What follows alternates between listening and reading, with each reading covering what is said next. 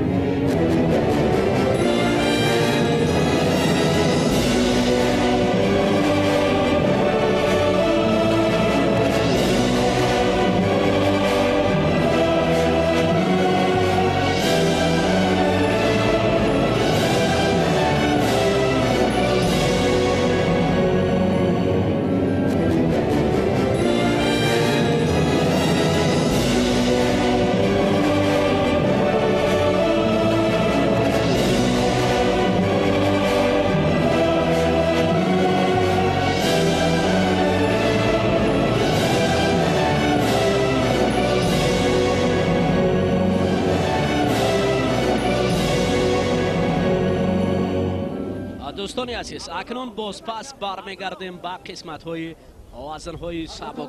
60 کیلو پهلوانان معرفی میگردد. پهلوانانی که برای مقام سیوم مبارزه میبرند. سعدالله سلطان پهلوان پیراهن سفید پوشیده، پهلوان است که از دست رقیبش محمد رضا قوتوف شکست خورد و در قسمت جای سه مبارزه میبرد. رقیبی او باشد طلا عبدالله زاده، پهلوان است که حالا پیراهن کبود به بر کرده است.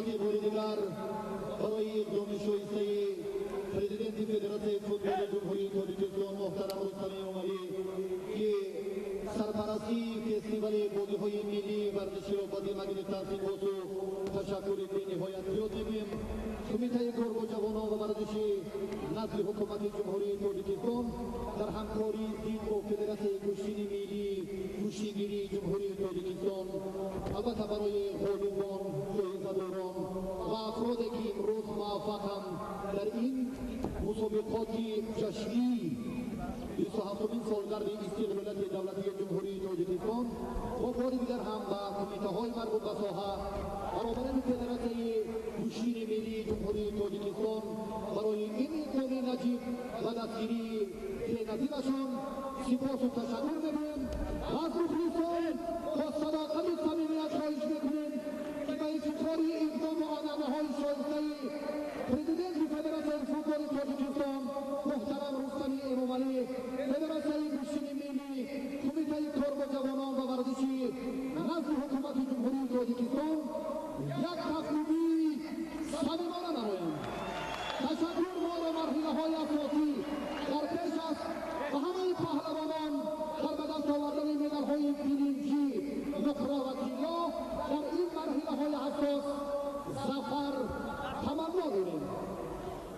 لحظه پیش بود که همکسب ما علی شریف از آرامی از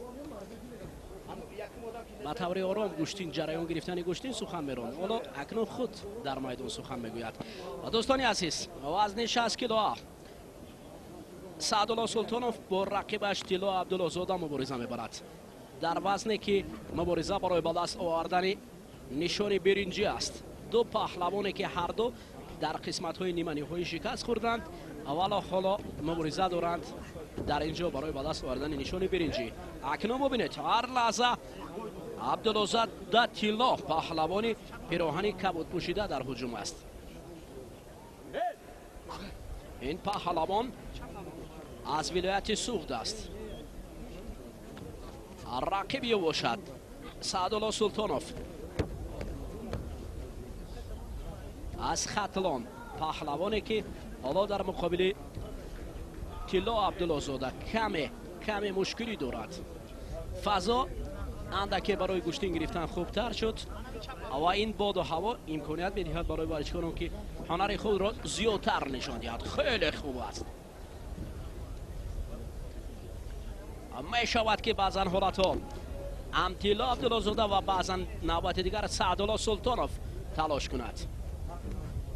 اکنون ببینید طلا نوبت دیگر برای رقیب را زیر چنگال گرفتن و زیر پا آوردن قرار میدهد.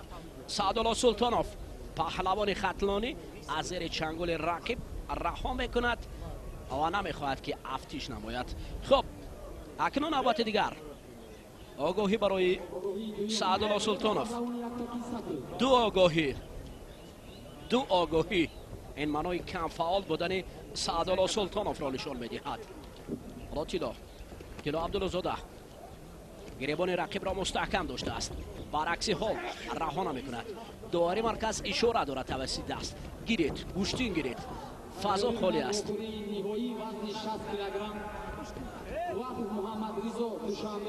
اکنون حالا طلا شاید طلا از طلا محروم است، اما از برنج محروم شدنش از احتمال دورتر می باشد. و مبارزه همان ادامه دارد. اینجا سعدالله سلطانوف باشد نزد طلا حتی با برنج ارزش ندارد. او خود را کنار میگیرد هر لحظه.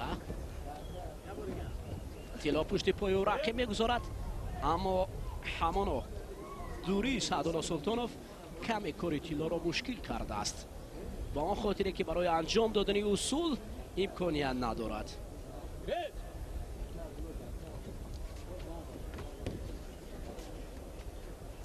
نوبت دیگر حالا افتشی هر دو پهلوان است. مدال برنجی برای این جفت میسر نگردیده است، نه برای طلا نه برای سعدالله. در اینجا شاید سعدالله برای اصلاح کردن کمربند فرصت یابد و وزن 60 کیلو همانا مبارزه ادامه یابد.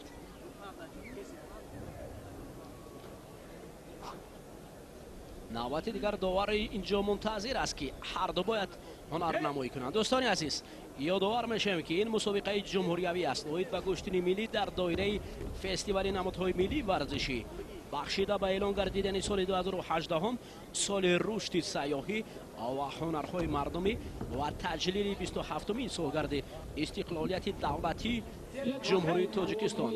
وقت به انجام میرسد بالاخره طلا صاحب برنج و سعدالله از برنج محروم. سبب آگاهی و تنبیه داشتن پهلوان یکتکی نبود، المپیاد و پهلوان یکتکی اینجا اشتباه شد بفکرم. المپیاد و پهلوان یکتکی بله اکنون اشتباه کردید. جای سیم رو در وزن 60 کیلوگرم اشغال نمود.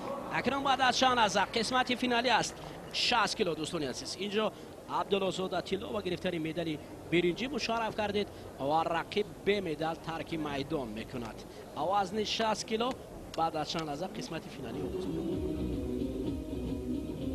از طرف دست راست داور با لباس‌های سفید وقت محمد رضا دوشنبه یک. از طرف دستی چپ داور والیبال‌های کبود براتوف محمد جان خطلان یک. مرحله نهایی، مرحله که البته مخلصان در باز انتظارش بودند و برای هر دو پهلوان هم یک صحیفه دیگر را باز میکند در مرحله نهایی فستیوال بازی‌های ملی ورزشی. ما در نمود این ورزش سنتی ما، نمودهای ملی ورزشی که از روی آنها مسابقه های دستوی برگزار گردیدن: گوشتنگیری، چوگان بازی، شناوری، سنگ برداری، دستخوابانی، پایگاه، شاهمات، بانکشی، 8 نوع. و قواتوف ورزشگری که خلعت سفید دارد، خیلی جوان است. محمد رضا در مرحله قبلی که سعدالله سلطانوف را شکست داد و محمد براتوف تیلا عبدالله زاده را مغلوب کرد و به دوری نهایی راه یافت. و قبلگاهش هم در ناحیه جلالالدین بلخی با محمد براتوف، سفر براتوف خیلی هم بیشتر یک تمرین های دست جمعانه و پیوسته انفرادی رو هم زیادتر انجام داده است. اما این مراتب هم محمد جان قواتوف، محمد جان این پهلوانی که امروز هم در برابر همون چهره های ارزنده خیلی هم مبارزه را جانا کرد. از دسته دوشنبه یک در سبقت 4-1 فینالی مهرزاد صوفیوف را مغلوب کرد و بعدا در بخوری نیمه نهایی سعدالله سلطانوف را به شکست دوچار کرد و حالا هم مبارزه این پهلوان نتیجه ای بهتر را به بار آورده باشد هم، اما نسبت به براتوف محمد کمی افضلی دارد از حساب همون حمله هایی که به نتیجه اند، اما کوششش هم بیشتر و بهتر مورد نظر داوران قرار میگیرد. با جرأت‌تر باشد. اشاره دست داور از ناحیه فیض‌آباد که در این ردیف البته برابر دفاع و پیوسته هم باید یک عمل بهتر یا جالبتر هر دو هم سامان دهند. محمد براتوف تا به مرحله های نهایی در تنتنه های نوروزی با شکوه سال سپری گردیده و امسال هم در همین میدان در جام پایتخت بهتر هنرنمایی داشت و در ولایت ختلان هم در شهر باختر در ورزشگاه پختکار هم یک متانت و مهارت جالبی خود را به مخلصان منظور کرد. حالا همینجا فرصت برای آگاهی یا چی ترتیبی که داور فکرش رو بیان می سازد. بله، آگاهی با پهلوان خلعت سفید داشته محمد رضا قواتوف.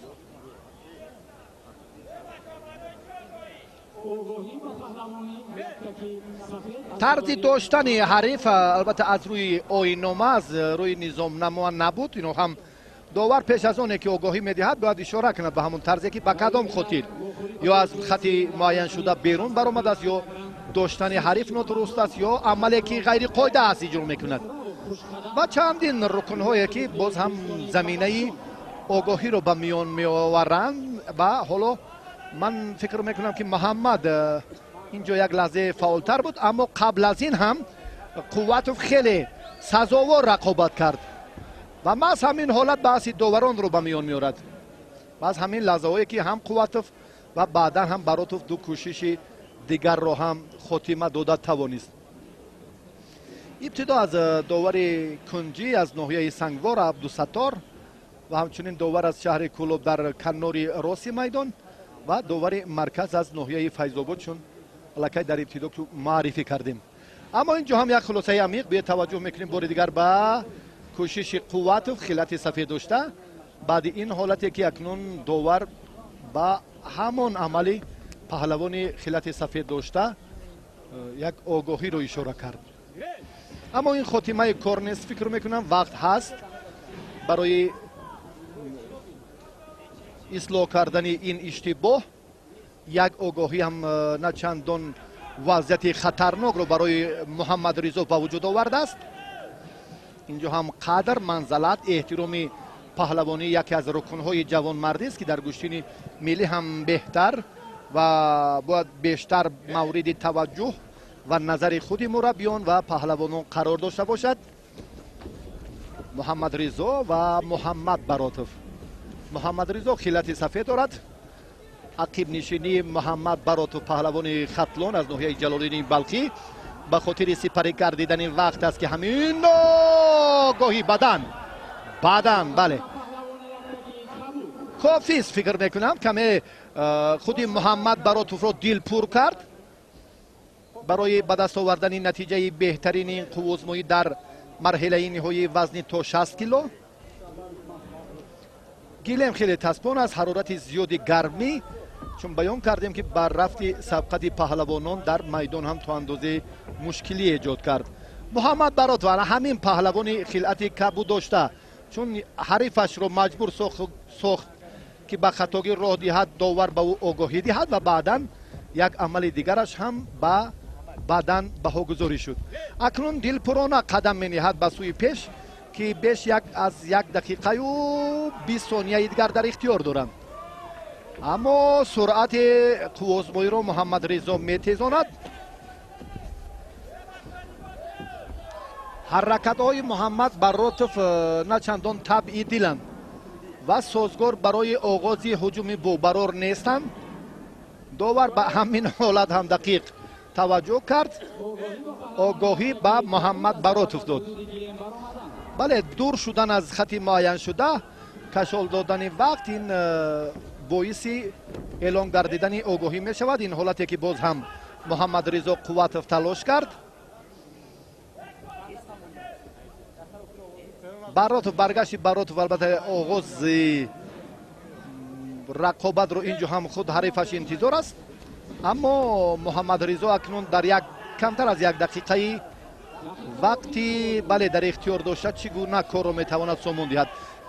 تنها او را از این ورطه ناامیدی امتیاز پهلو میتواند که رها کند، چون که حریفش بدن دارد یا 2 بدن دیگر هم میتواند که باعث موفقیت محمد رضا در میدان امروزه در وزن تا 60 کیلو گردد. دکتر مسابقه به محمد براتوف کمک میکند. دکتر مسابقه به این پهلوان حالا کمک خواهد کرد و چون به حالت تکرار توجه میکنیم، همون امتیاز بدن که بله سزاوار هم هست، داور این رو هم اثبات نمود با همون اشاره دستی راست و محمد رضا تلاش و تکاپو و توجهش به خاطر دریافت مقام اول است. کشال یافتن وقت اینجا اگر دقیقه ها پس سرگردم میتواند که داور مربی از توصیه دکتر داور هم اینجا تقدیر رقابت رو حل سازد، اما کار تا به این نقطه رفته نرسید و همین طور هم ادامه قوزمایی پهلوانان رو با هم میبینیم. قوت و براتوف محمد یادآور بشویم که یک بدن دارد، باز یک تلاش دیگر کرد. این عمل هم غیر قاعده است، اگر در گوشین جدا باشد این البته با راندن ورزشگر هم از میدان زمین نمیگذارد، چون دست اگر از گریبان بیرون شود در حالت خیلی و خیلی نگران کننده محمد قرار دارد و اکنون این عملهایش باعث ناکامی محمد رضا قوتوف گردیده میتواند یا نه. هرچند توجه میکنند محمد رضا ثانیه های به شمار و برگشت محمد از این حالتی که ببینید وقت رو کشال میدهد. با قامت راست گوشتین گرفتن لازم است، با همون درک مسئولیت و اکنون کشال یافتن وقت هم این ثمره بخش است برای محمد براتوف.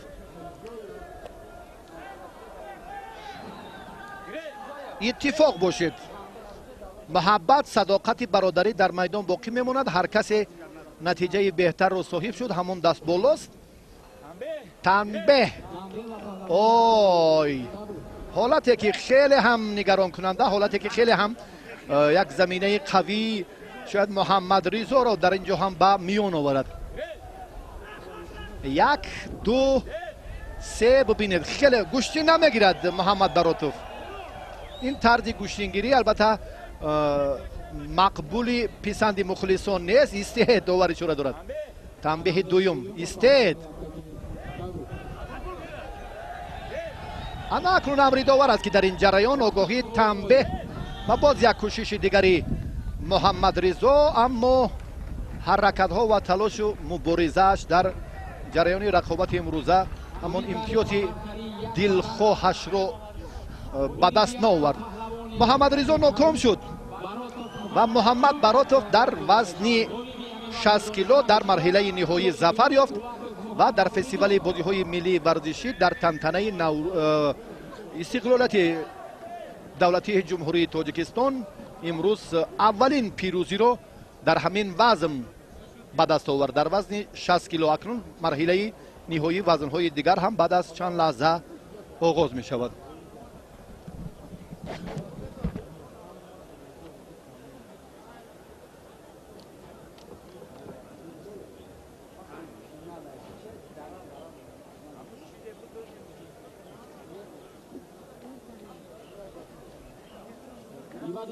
داوری کنجی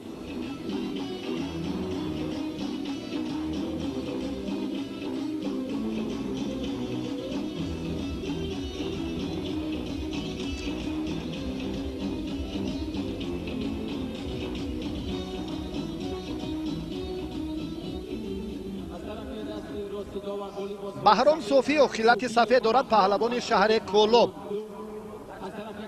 در مرحله نیمه نهایی از یعقوب باقیوف شکست خورد. خوشقدم خسروف از اسحاق زاده حسین مغلوب شد و همین طور ادامه راه مبارزه را از دست داد. این دو ناکامی که در سبقت نیمه نهایی شکست خوردند حالا برای مدال برنجی وزن تا 65 کیلو رقابت میکنند. با مهارت بهرام اگر توجه کنیم در ناحیه خوالینگ این پهلوان در جشن نوروز امسال خیلی خوب هنرنمایی داشت. نوابسته از وزن 65 کیلو همچنین در جماعت دهاتی شگنوی ناحیه خوالینگ هم و در ورزشگاه مرکزی خوالینگ هم یک عید متنتن گشتین سنتی برگزار گردید که واقعا این چهره همین بهرام و بعدا هم باز جمعه خان نظریف و شریف نظریف برادران نسبت به دیگران افضلی و برتری و موفقیت بیشتر رو به دست آورده بودند. خوشقدم خسروف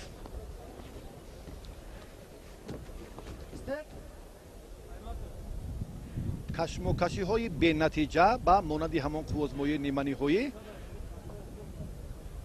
انور ایدمتوف اینجا هم آگاهی با خوشقدم خسروف. دیگر حاجت برای شرح این نیست چون که البته بله چون پای حریف رو که داشت داور بدون مبالغه اینجا هم میتواند که آگاهی دهد. خوشقدم خسروف بس همون تجربه غنی بیشتری مسابقه های گشتین سامبو علاقه عادت کرده است، چون بیان کردیم که در قوزمایی که موصوف ناکام شد از اسحاق زاده حسین، حالا هم باز اینجا یک حالت دیگر رو که داور به خاطر باز اعلان کردن آگاهی دویم تنبه آگاهی دویم تنبه پهلوان یکتکی تبو از سبب پایا روشن با دستی که پایا میگذارد و این هم چون ثانیه فاصله خیلی کوتاه رو در بر میگیرد. اگر طولانی جریان گیرد این هم باز هم با آگاهی برابر است، چون 4 عامل 4 واسطه که برای آگاهی ها زمینه میگذارم بیان کردیم و اکنون این مراتبه که از پای داشت و بعدن هم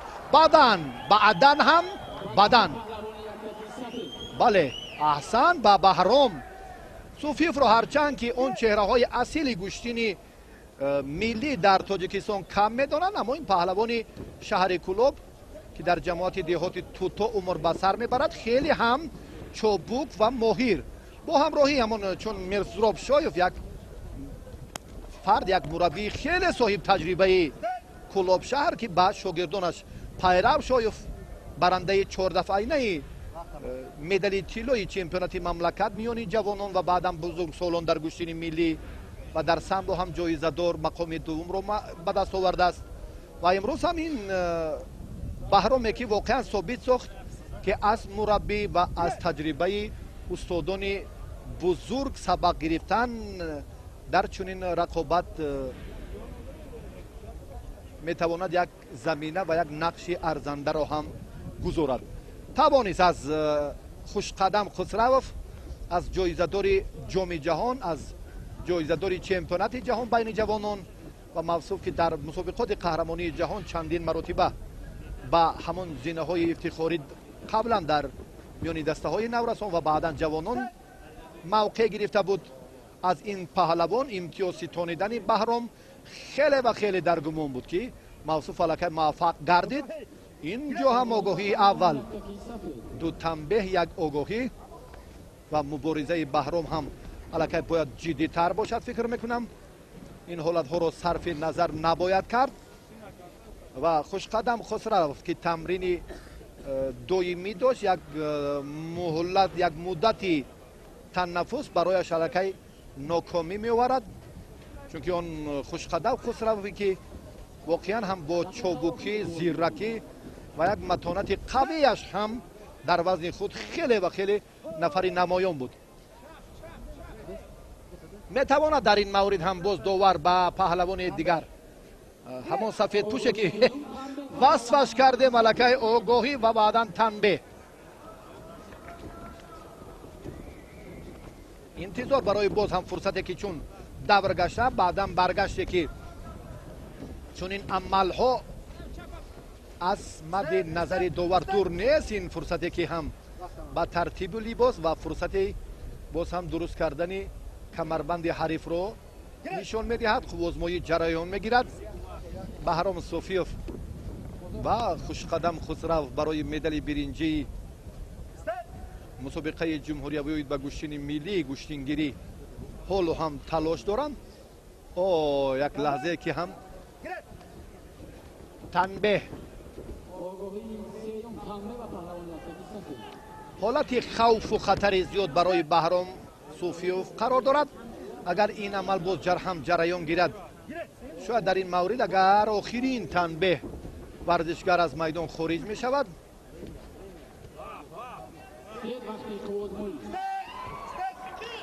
خوشقدم خسروف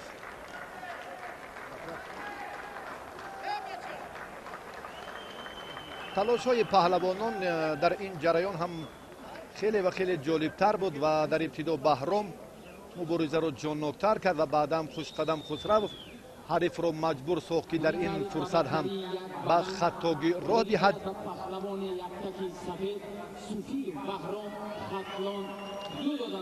همان بدن تنبیه ها برابر شد و اینجا افضلیت و برتری بدن همه اون تنبیه ها رو انکار کرد و بهرام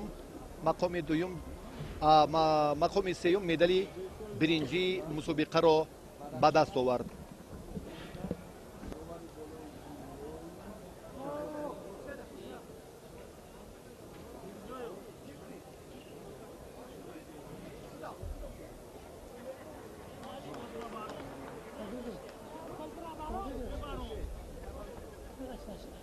داوری بالای گیریم میرزای محمد علی.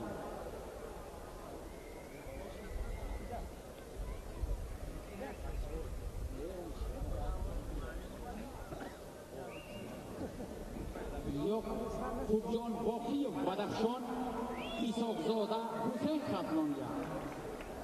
اکنون دوستان عزیز وقتی آن فرا رسید است که جفت دویم 65 کیلو تحت موسیقی با میدان دلاور وارد گردند. لحظه آنها را همراهی میکنیم.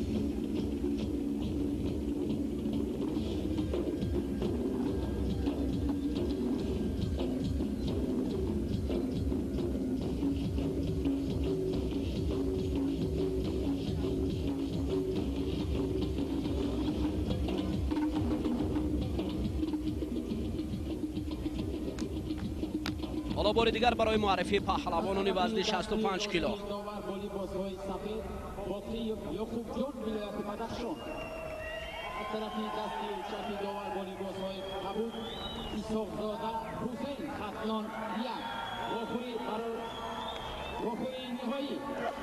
دوستان عزیز 65 کیلو ها اکنون در قسمت نهایی مبارزه میبرند. پهلوانی که پیراهن سفید به بر کرده است یعقوب باقیف است. پهلوان جوان و رقیبی باشد حسین اسحاق زاده، دانشجوی دانشکده به نام جهان پهلوان سعید مومن رحیموف. 65 کیلو را معرفی میکنند. این دو پهلوان اکنون رقابت را آغاز کردند.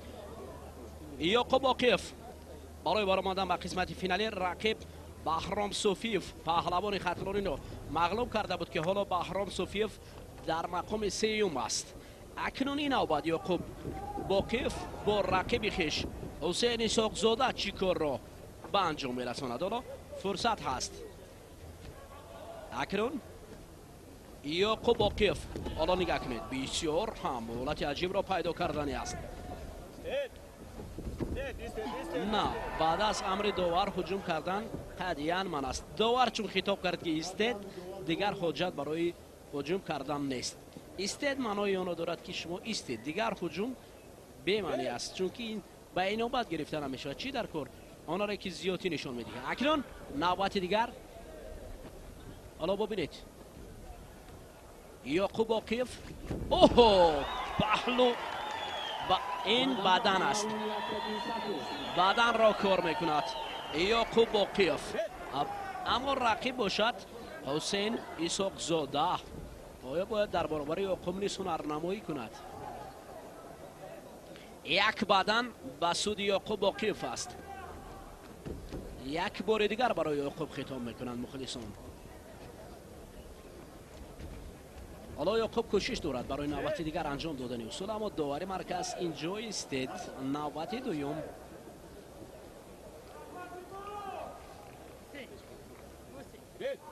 اگرید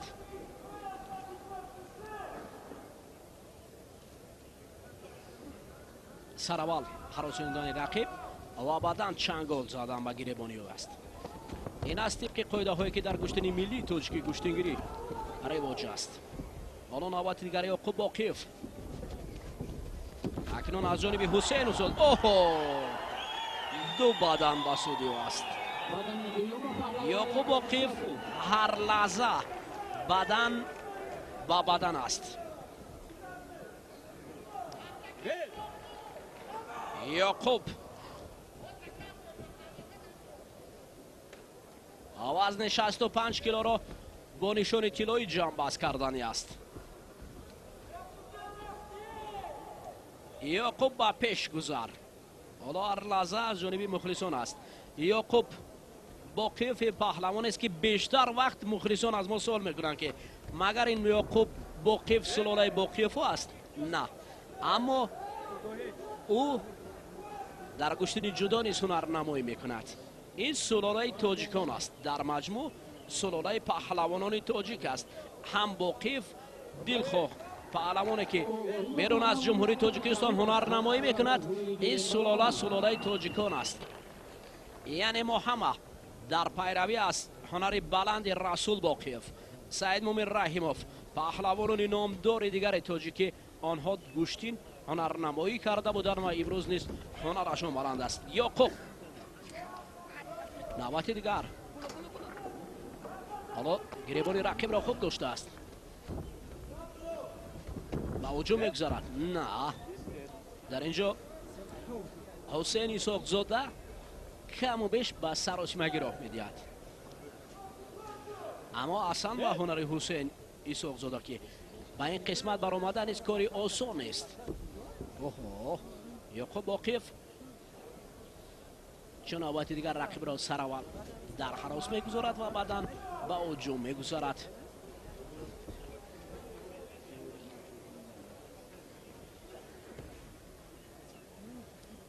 حالا توقف کرده است. دست و گریبان رقیب را داشته است. برای هجوم کردن کم دیگر باقی مانده بود. پشت پای رقیب ضربه زده شده بود. وقت نیست کم دیگر باقی مانده است. یعقوب با دو بدن قوه خویش را نمایش میدهد. 65 کیلو پهلوانان در قسمت فینالی. حسین اسحاق زاده تحت رهبری خورشید تمرین میکند. عبیداللهیف در دانشکده تربیت جسمانی برنامه جهان پهلوان سعید مومن رحیموف. یعقوب عاقف آواز را تکان می‌دهد. دوباره برای انگوش چنگال کردن رقیب آمده است. ببینید گریبان رقیب دوست است با حالت عجیب کم دیگر سرعت پس در می‌گردد. در حالت سرعت بلندتر شاید سود میدادین هجوم. گیرد دواری مرکز هر لحظه صدا با منوی گیرد و استید را می‌دهد. نوبت دیگر یعقوب اکنون وقت به انجام می‌رسد.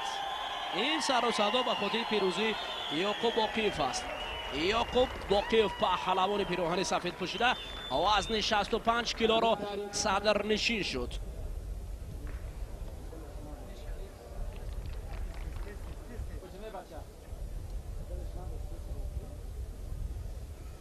همین تعریف بر برتری دو بدن اولیویت پهلوان یکتای سفید عاقف یعقوب جان به نشان داده می شود. جای دوم اسحاقزاده حسین خطلان یک. دوستان عزیز حالا مراسم سپردن تحفه ها برای پهلوانان وزن 60 کیلو است و بعدا باز گزارش ما دوام میکند.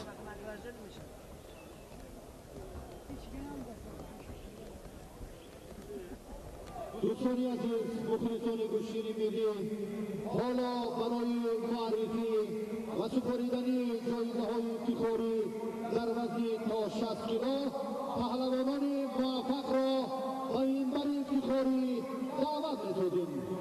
عبدالله‌زاده تیرلا ولایت سوخت برنده مدال برنجی مسابقات این ساله در کشتی ملی در تمتمه جشن با شکوه استقلالت دولت جمهوری تاجیکستان مقام دوم و محمد رضا قوتوف در این وزن نصیب گردید. وزینه اول محمد باراجوف ورزشکار دسته شطرنج یک افغانی مدال‌های برنج نقره و طلا جایزه‌ها را در فضای متنظم موسیقی تقدیم می‌نمایند.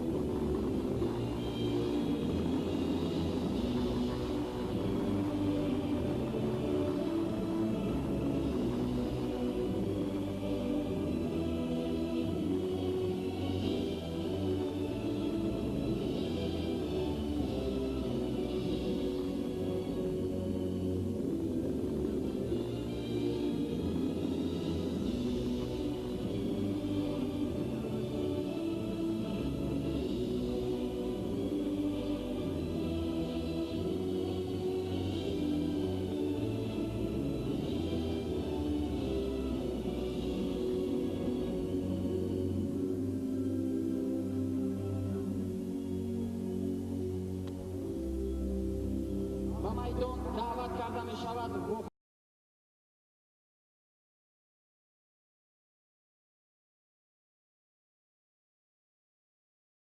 مراتبه دوم زیر چنگال میگیرد.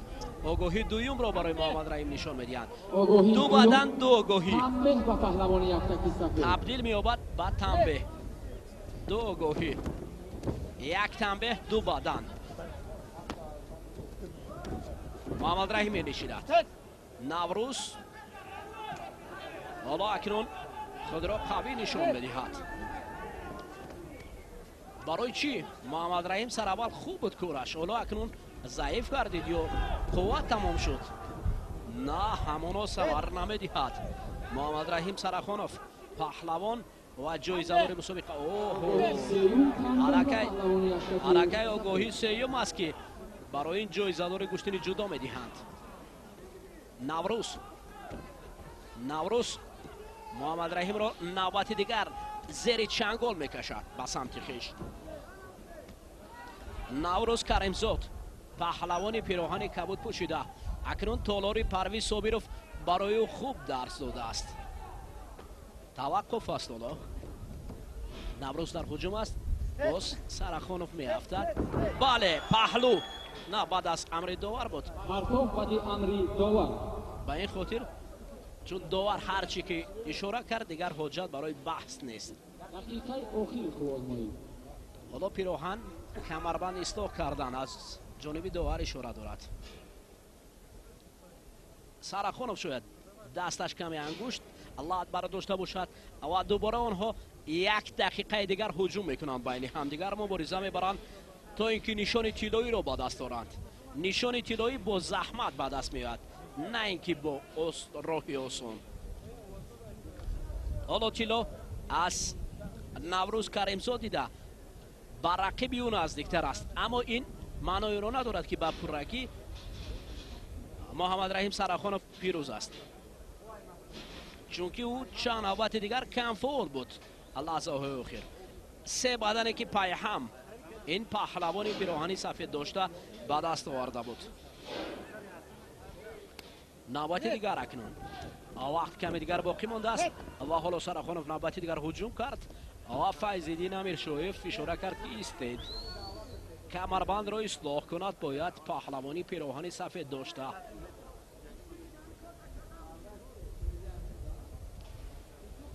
محمد رحیم سرخانوف سه بدن دارد.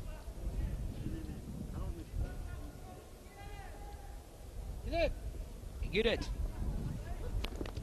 محمد رحیم حالا در هجوم است. نوروز با وجود فعال بودن باید پرتافت را انجام دهد. یک پهلو برای نوروز لازم است، اما برای سرخانوف محمد رحیم لازم است که همین حالت رو توقف نماید. وقت کمی دیگر باقی میماند. برای نوروز فرصت کم است. مخلصان از هر گوش صدا میکنند.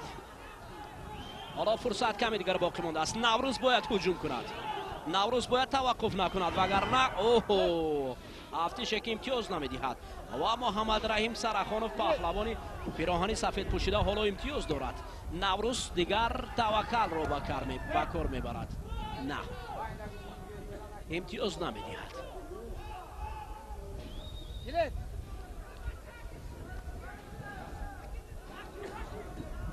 محمد رحیم میافتد. نوروز طلب دارد که تو آگاهی نوبتی را برای محمد رحیم دهند. فیض‌الدین امیرشاهیف حالا داوران را به سمت خویش دعوت میکند، بیایید در یک جایگی یک حلنامه انیق براریم.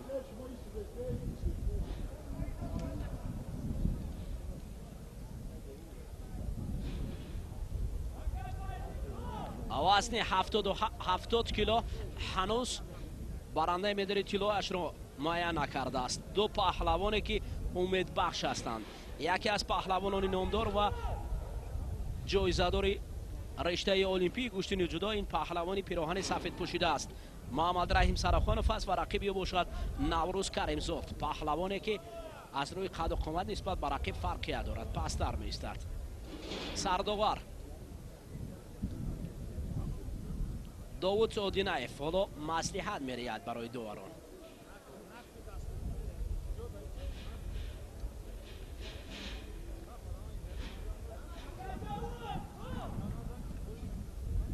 حالا هنوز مقرر نکردن و یک خلاصه انیق نمودن. ҳайати доварон то ҳанӯз байни ҳам баҳс мекунанд. муҳаммад раҳим сарахонов интизор аст ки магар гӯштин идома меёбад ё барои ман бозгашт огоҳӣ аст.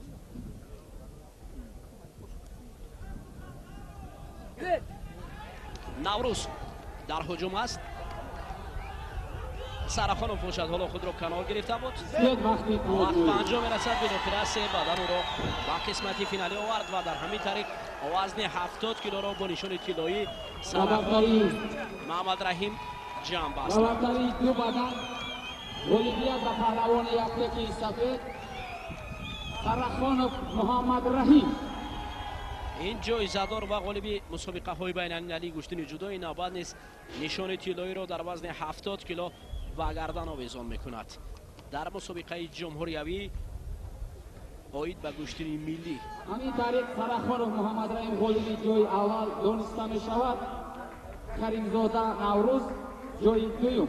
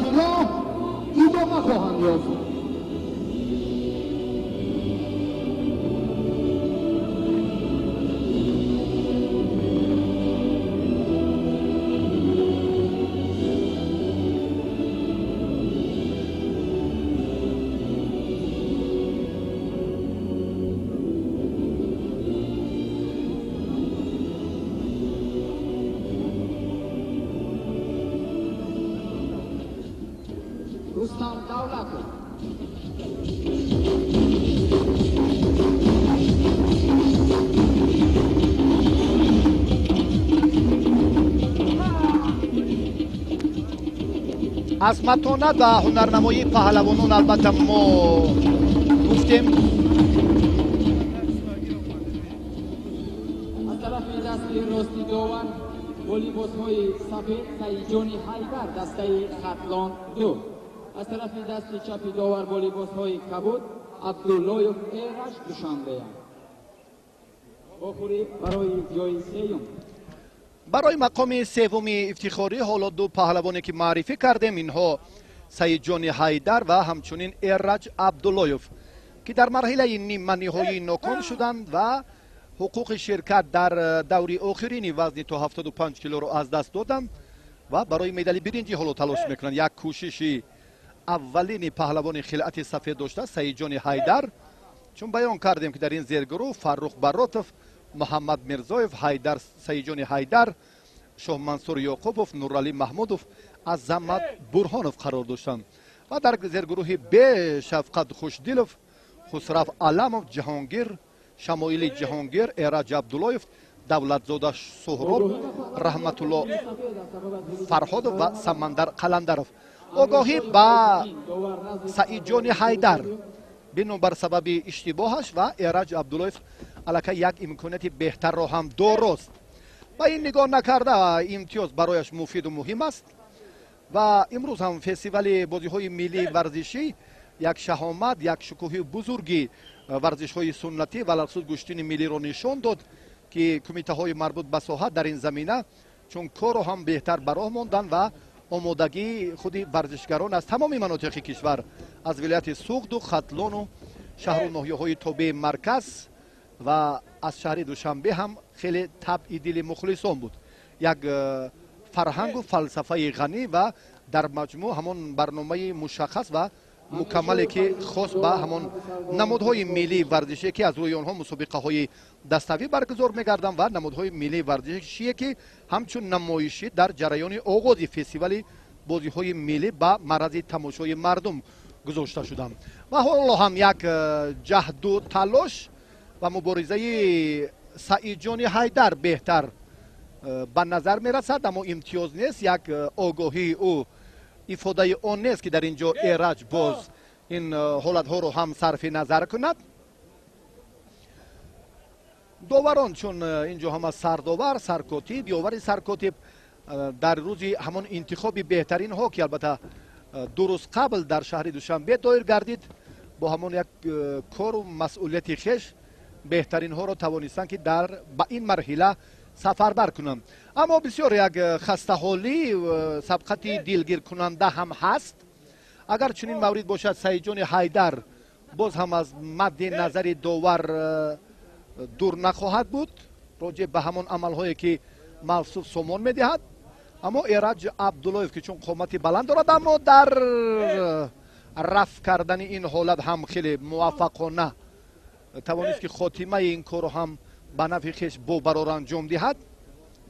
سعید جان حیدر و با تدریج به موسم اگر چون از همان مشکلات پهلوانان آری باشند یعنی بیشتر در ردیف تمرین و کارهای آمادگی در مسابقه ها شرکت ورزند، این هم یک باز همون مسئولیت، یک جدیت و رفع جزئیاتی با وجود آمده رو بار دیگر هم ثابت می‌سازد. سعید جان حیدر عقب نشینی میکند. این بحث باز داور رو هم مجبور ساخت که اندیشه داوران کنجی رو هم در این فرصت با اینوبت گیرد و بعدا خلاصه عمیق برآورد. فدراسیون گشتین ملی جمهوری تاجیکستان از زمره آن فدراسیون های محسوب می‌یابد که برای چهره های ارزنده و برای آن جوانان برومند هم با استثنای آن جایزه های افتخاری مکافات های پولی رو در همکاری و هماهنگی با کمیته های مربوط به ساحه علل خصوص کمیته کار با جوانان و ورزش نزد حکومت جمهوری تاجیکستان تشکیل میکند. و این مورد هم باز ایرج یک عمل دیگر رو هم خواست بهتر استفاده کند. هوسمندگردانی پهلوانان در گشتین سنتی من فکر میکنم این یک رکنی توجه قوی کمیته های مربوط به ساحه و محض فدراسیون گشتین ملی است که جوانان روح و قوه بولیده میگیرند و در زمینه آمادگی باز هم بیشتر برای شرکت در این مسابقه ها کمر همت میبندند. تنبیه با سعید جان حیدر چون عمل را سامان دادن نتوانست اما قامتش راست و همون ترتیب درست گشتین ملی را هم کم رعایت میکند. ایرج به این باعث میگردد چون که مقابلیت فشار ایرج در مقابل با سعید جان حیدر بیشتر به نظر میرسد. هم قامتی بلندش و همون ترتیبی که ببینید بار دیگر هم یک عقب نشینی و همون طرزی که نه به خاصی گشتینگیر است. اینجا هم ما معرفی کردیم که باری اول در مرحله نهاییشان رو دیدیم. این از آن دلالت میکنه که چنین چهره ها چنین نفران ارزنده در مناطق کشور زیادند. به این خاطر اکنون جریان گرفتن مشق‌های زیاد و همچنین برگزاری چنین مسابقه ها یک زمینه استوار هم میتواند برای چنین جوانانی برومند به وجود آورد. وقت سپری می شود. همان نتیجه دلخواهی که برای هر دو ضرور است طبع دل نیست، اما ایرج عبداللهیف چون با فشار زیاد که دست زد الکی حریفش هم آگاهی و تنبیه دارد. اینجا هم باز ادامه رقابت هر دو پهلوان در وزن تا 75 کیلو.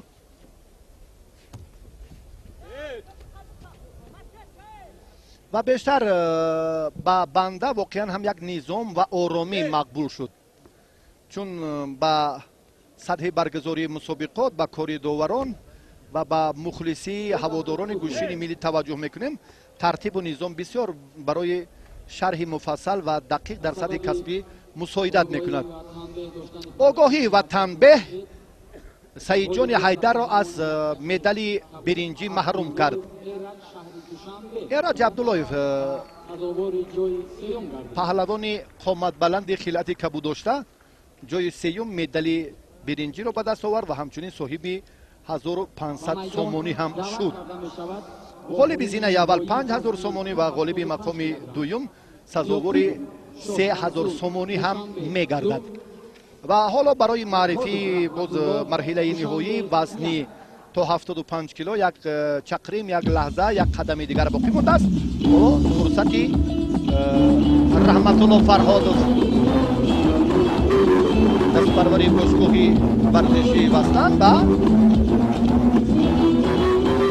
شاه منصور یعقوبوف، این پهلوانی که تحت رهبری رؤوف حکومتوف تمرین میکند. هر دو را باز باری دیگر بیاد معرفی میکنیم. هر دو هم سزاوار بودن به این مرحله.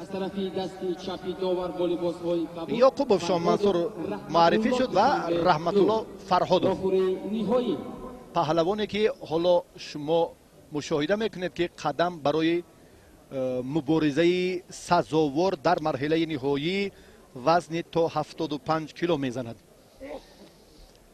و اگر یک صحیفه دیگر، چون در سبقت 4-1 نهایی شاه منصور یعقوبوف عظمت برهانوف را شکست داد و بعدا هم در مقابل با سعید جان حیدر دست بالا گردید و رحمت الله فرهادov باشد قبلا در سبقت 4-1 نهایی سمندر قلندرف را مغلوب کرده دسته خطلون یک و ایرج رجبوف هم دسته خود را که هر دو در باشگاه وستن تمرین میکنند.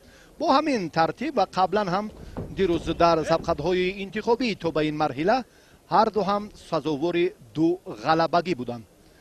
حالا تلاش هر دو پهلوان خیلی جالب توجه است.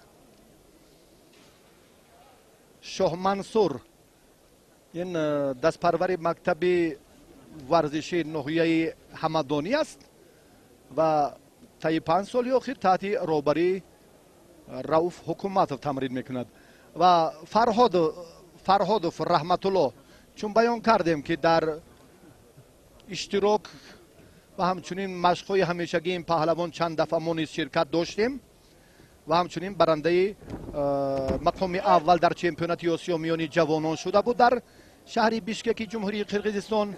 این نتیجه نیست، چون داور اشاره میکند به مهارت هر دو پهلوان. گیرید همون لحظه های جذاب در قوازمایی های نیمه نهایی بیشتر بودند، اما در مرحله نهایی بسیار احتیاطکارانه و بسیار یک فشار بیشتر و زیادتر به خاطر خوف و خطرهای زیاد هر دو را تهدید میکنند و اینجا هم با یک جدیت عمل نمیکنند که تو به نقطه نهایی رسند. چون که البته یک احساسات چون و یک ترس و هراسی که از یکدیگر دارند در فرصت با سرعت عملی کردن همون اصول ها شاید به خطاگی هم راه دهند. این کار هم از مد نظر هر دو دور نمیکنند و در وزن تا 75 کیلو در مرحله نهایی چون بیان کردیم که هر دو رحمت الله فرهادov و شاه منصور یعقوب در میدان رقابت دارند.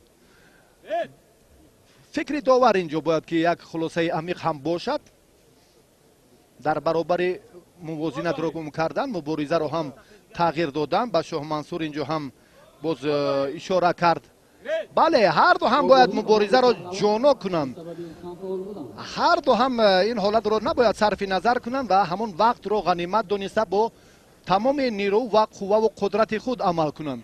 از بعد که چنین نبود داور مجبور شد که سرعتی رقابت را تیز کند، چنین هم باید باشد. акнун Шоҳ Мансур бале ишора ба ҳамон тартибе ки чун ифода кардем Раҳматулло ва ҳамчунин Шоҳ Мансур ҳам дар марҳилаи ниҳоии вазни то 75 кило. хеле таваҷҷӯҳ ҳаст 5000 сомонӣ дар марҳилаи ниҳоӣ ба варзишгари муваффақ. ин ҳам аллакай хеле як мукофоти шоиста аст. фикр мекунам ки ҳам кумитаи кор бо ҷавонон ва варзиши назди ҳукумати ҷумҳурӣ ва маҳз федератсияи гӯштини миллии ҷумҳурии тоҷикистон ин ҳавасмандгардониро чун ба роҳ мемонад ва фестивали бозиҳои миллии варзишӣ ҳам бо ибтикори бевоситаи президенти федератсияи футболи ҷумҳурии тоҷикистон моҳтарам рустами эмомалӣ роҳандозӣ гардид ва то ба марҳилаи ниҳоӣ мо шоҳиди ҳам ҷолибият ва ҳам як намудҳои варзише ки хос ба намоишӣ буданд ва намудҳои варзише ки дар мусобиқаҳои dastavӣ аз қабили гӯштингирӣ, чавгонбозӣ, шиноварӣ, сангбардарӯӣ, дастхӯбонӣ, пойга, шоҳмот, банккашӣ ва ин тартибе ки чун баён кардем аллакай ба марҳилаи ниҳоӣ ғолибон роҳ ёфтанд ва аз мадди назари устодон дур намонданд. боз ҳам ҳолати баҳс барангез аст. боз ҳам фурсатест ки доварон ба ҳам машварат кунанд ва хулосаи амиқи худро бароранд. ҳарду ҳам мехоҳанд муборизаро ҷоно кунанд, баробарии қувва ва ҳамон истифодаи ҳолатҳои мусоидро ҳарду ҳам аз мадди назар дур карданд ё чи тартибе ки аллакай Раҳматулло Фарҳодов ва ҳоло доварон се довар, довари марказ ва ду довари кунҷӣ бо ҳам машвара доранд ва хулосаи амиқе ки чӣ хулосагирӣ кунам ва назари довари марказ инҷо ҳам ишора ба паҳлавони хилъати кабуд дошта. Тамбе Шоҳ Мансур шояд аз ин сабақ гирад, аз ин фурсат, аз ин иштибоҳи ҳариф, аз ин хатогии рақибаш ва бори дигар ҳам мубориза барад. аммо хотимаи бебарор барои худи Шоҳ Мансур Ёқубов ва боз ҳам як кӯшиши дигар бадан инҷо ҳам бидуни муболиға чунин ҳам бошад. бале се довар инро ҳам ишора ифода мекунад бо ҳамон амри довари марказ ва аллакай аз вартаи мушкилӣ то андозаи Шоҳ Мансур раҳо ёфт. дар дақиқаи охирин сонияҳои ба шумор Раҳматулло амре ки истед аст инҷо дигар ҳангоми партофт ин аз мадди назар дур аст. сонияҳои ба шумор охирин амал ва охирин кӯшиш ой ва чун одати доимӣ қариб ба ҳамон гуфтаҳое ки ваздари паҳлӯ ба паҳлавони хилъати кабуд дошта Раҳматулло Фарҳодов иштибоҳашро дар ҳамин сонияҳои охирини вақти асосӣ ислоҳ кард. боз бори дигар ҳам як талоши дигар варзид, аммо кофист ин натиҷа. аллакай пеш гузашт, як қадами дигар наздиктар шуд ба роҳи ғалаба барои пирӯзии даври ниҳоии вазни то 75 кило. Шоҳ Мансур дигар илоҷ надорад, таваккал кунад ва то ба охир ҳамон нуқтаи ниҳоиро ихтиёр кунаду ҳаракат кунад. аммо сонияҳои ба шумор кофӣ нест барои як партофте ки ба паҳлӯ баробар бошад. анҷоми вақт ва акнун бисёр боиси таассуфи худи Рауф Ҳукуматов ҳам ҳаст ки Шоҳ Мансур дар инҷо бисёр ҳолати ҷолибро сарфи назар кард ва партофи Раҳматулло Фарҳодов паҳлӯ буд ва Раҳматулло Фарҳодов дар вазни худ сазовори зинаи аввал ва соҳиби 5000 сомонӣ шуд. Шоҳ Мансур барандаи медали нуқра ва мавсуф сазовори 3000 сомонӣ гардид. рақобатҳои дигар идома доранд ва чун таваҷҷӯҳ мекунем калакай лаҳза ба лаҳза боз ҳам барои дигар варзишгарон ҳолатҳои хеле созгору мусоид барои музаффарияту пирӯзӣ ба миён меояд.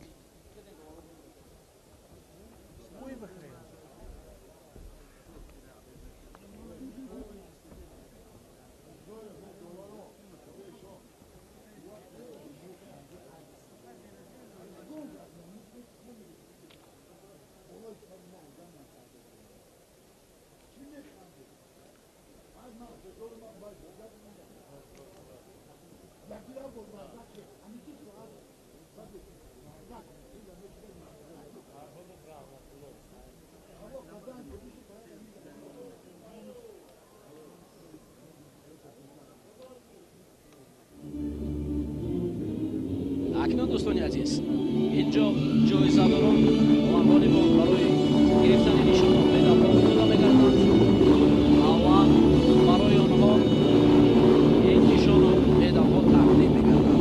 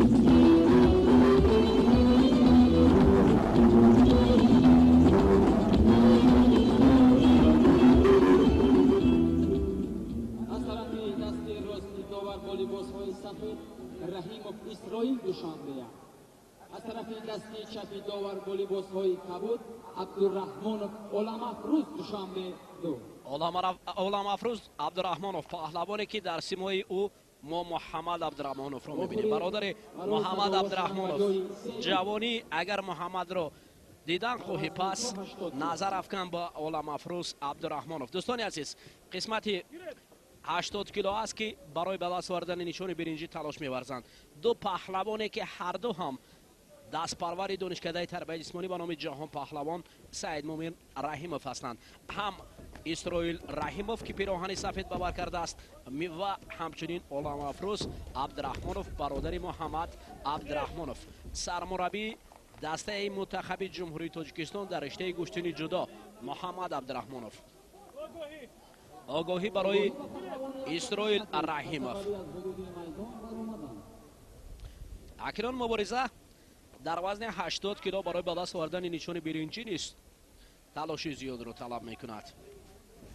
حالا چست و چالاکی پهلوانان اونقدر عیان نیست و هر دو به قدر آرامانه گشتین میگیرند.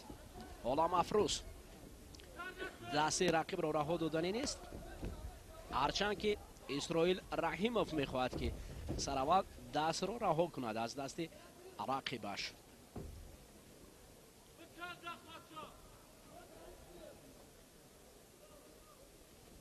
داور مرکز داور از شهر کولوب است که نظارت دارد این رقابت را.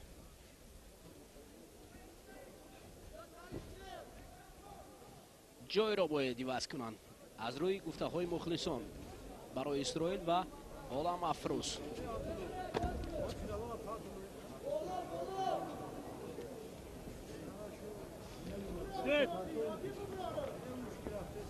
باد و هوا فضای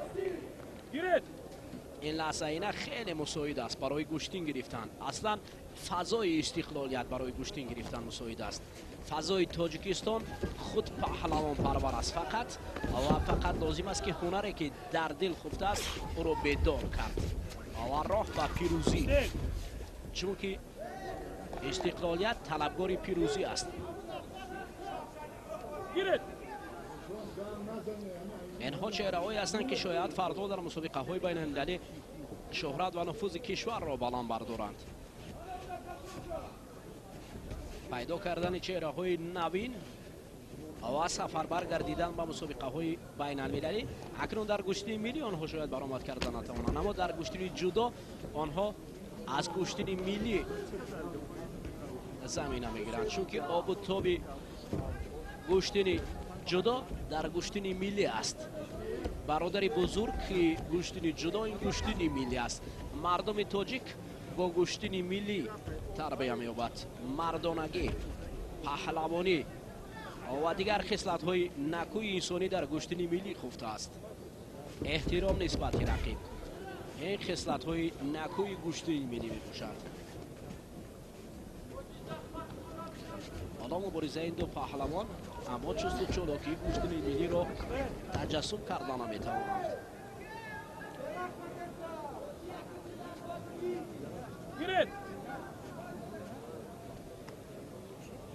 خصلت هایی که بالا قید کردیم باید برای آنها نشان دهند.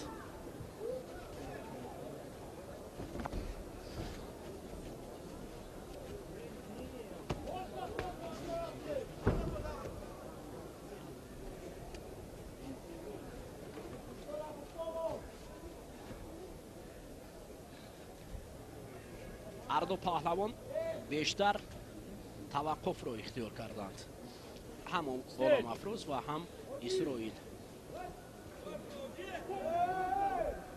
آگاهی تنبه یکی آگاهی و پهلوان دیگری یک تکی تنبه. کبود آگاهی اول و پهلوان یک تکی سفید آگاهی دوم تنبه داده می‌شود. اسرائیل اکنون تنبه و غلام افروز عبدالرحمنوف باشد آگاهی.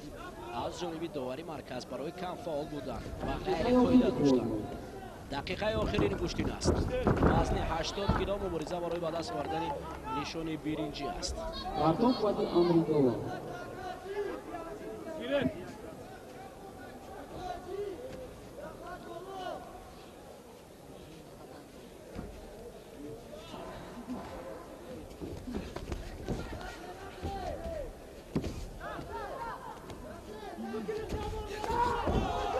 سمت دیگر غلام افروز کمی دیگر باقی مانده بود که پشت پای رقیب پای گذارد و او را تحت پشت افتاند.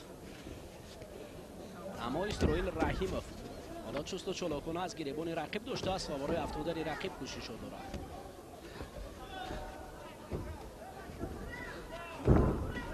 اوه، پهلو را کار میکند اسرائیل رحیموف. اکنون اسرائیل رحیموف امتیاز پیدا میکند برای پیش رفتن. وقت به انجام میرسد. بالاخره اسرائیل رحیموف دانشجوی تربیت به نام جهان پهلوان سعید مومن رحیموف در اینجا با مقام سیوم میرسد. و برتری یک پهلو الیمپیاد و پهلوان یک تکی سفید رحیموف اسرائیل شهری دوشنبه یک داده می شود و اویدی جای سیوم گردید.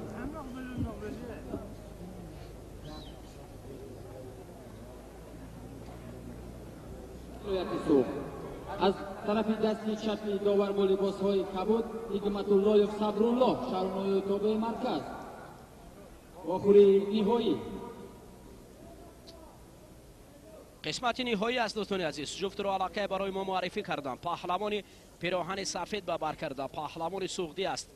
این همراست رجبوف است و رقیبی او باشد صبرالله حکمت الله پهلوانی که شهر و نواحی تابع مرکز را معرفی میکند. این دو پهلوان با قسمت فینالی راه یافتند و مبارزه میبرند برای به دست آوردن نشان طلایی. همراز رجبوف دست پرور کلوب ورزشی لنگلیفت ولایت سوخت. اگر بگویم از سلوله باقیفا از سلوله استا پیرفا خطا نمیکنیم. رقیبی باشد صبرالله حکمت الله پهلوانی که از شهر و نواحی تابع مرکز مبارزه میبرد. این دو پهلوان در قسمت های نهایی در قسمت های نیمه نهایی یکی اسرائیل رحیموف و دیگر غلام افروز عبدالرحمنوف را شکست داد. انکترش صبرالله پهلوان پیراهن کبود پوشیده برادر محمد عبدالرحمنوف غلام افروز عبدالرحمنوف را مغلوب کرد و همراز باشد اسرائیل رحیموف. حالا پهلوانی که در مقام سیوم قرار گرفت.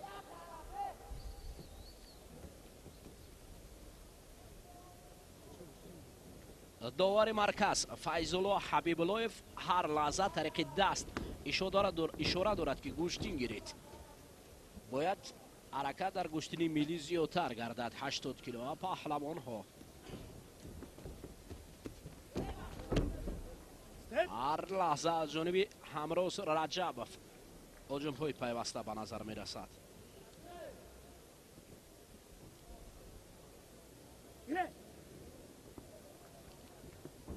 همروز رجبوف می خواهد که پیش صف باشد، اما صبرالله حکمت‌اللهیف پهلوانی پیراهن کبود داشته کمی از رقیب خفیفتر است و حرکت‌هایش به سمت دیگر می رود.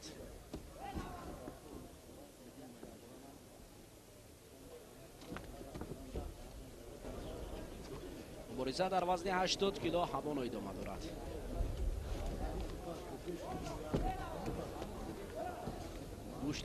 گوشتینه که خیلی کم فعال است. اصلا همین مسابقات امسال رو میبینیم پرتوفتوی زیبا رو کمتر مشاهده میکنیم. باید در گوشتین پرتوف باشد. از همه مهم اصول های زیبا رو باید پهلوانان نشان دهند. اصول هایی که از بزرگان ما برای ما میراث کردیدند. سر کتف، اصول اسکندری و دیگر اصول هایی که محبوبیت دارند میان خلق. حالا همروز رجبوف برعکس خود رقیب نیست، از سمت دیگر دست را مستحکم داشت و هر دو پهلو افتادند. صبرالله حکمت‌اللهیف با همروز رجبوف پرتوفت‌های بی امتیاز رو انجام میدهند. آگاهی با پهلوان یک تکیب نبود. صبرالله حکمت‌اللهیف کم فعال بودنش آگاهی میگیرد.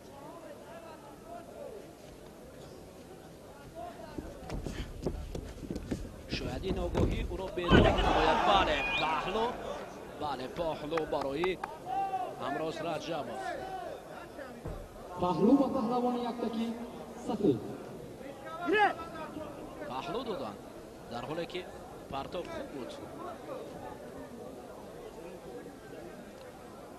همروز رجبوف اکنون با یک پهلو پیش صف میگردد. رقیب باشد. صبرالله حکمت‌اللهیف برای جبران کردن یک پهلو حالا امکانیت ندارد. نوبت دیگر همروز رجبوف داشته است هم گریبان و هم آستین رقیب را. شاید این نوبت نیست در هجوم باشد. فیض‌الله حبیب‌اللهیف حالا نظارت دارد این داشتن را. نه، صبرالله صبر میکند، اما صبرالله برای کمک رسان است. او باید هجوم کند پیوسته. همراز باشد. حلقه استقبال از یک پهلو کرده است. نه، هجومی چنگ زدن و چنگال خلاص کردن برای صبرالله امتحانی است. دقیقه آخران و یک پهلوی همراز رجبوف دست پرور کلوب ورزشی لنگلیفت او را با نشان طلا قدم دیگر باقی مانده است. وقت سپری میگردد. هر دو اکنون دوباره میبارزند اما از جانب صبرالله بالاخره شاید صبرالله لبریز گردد و به هجوم گذارد تا اینکه امتیاز پیدا نماید، اما بی نتیجه است. همراز رجبوف این برنده مدال طلای مسابقه گوشتین سامبوی ترکمنستان وقت به انجام میرسد. یک پهلو همراز رجبوف را به قله بلندترین میرساند. نشان طلا را این تاریخ به برتری یک پهلو بولیویا در پهلوان یک تکی سفید رجبوف امروز ولایت سوز داده می شود. بولیوی وزن 80 کیلوگرم گردید و جای دوم باشد نصیب حکمت‌اللهیف صبرالله شهرماهی تابع مرکز.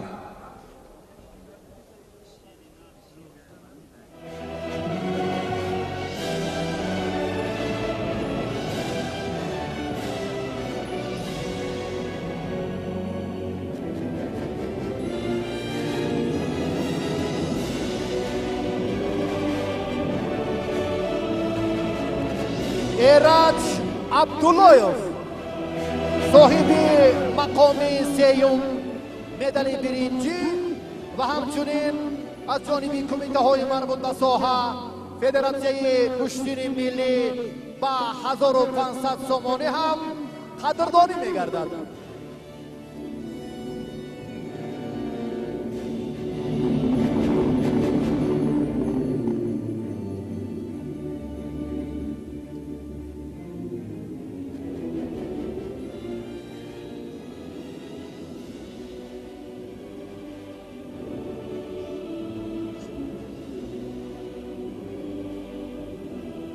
اکنون اشتراکیان مرحله نهایی را به شما معرفی میکنیم. شاه منصور یاکوبوف برنده مقام دوم مدال مقرع و صاحب 3000 سومانی میگردد.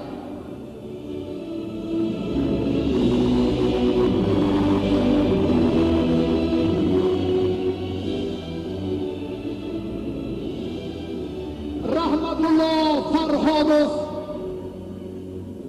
پهلوانی محبوب و معروف کشور در این وزن برنده مدال طلا شد و همچنین از جانب کمیته کار جوانان و ورزشی نزد حکومت جمهوری تاجیکستان و فدراسیون کشتی ملی کشتیگیری کشور سزاوار 5000 سومانی گردید.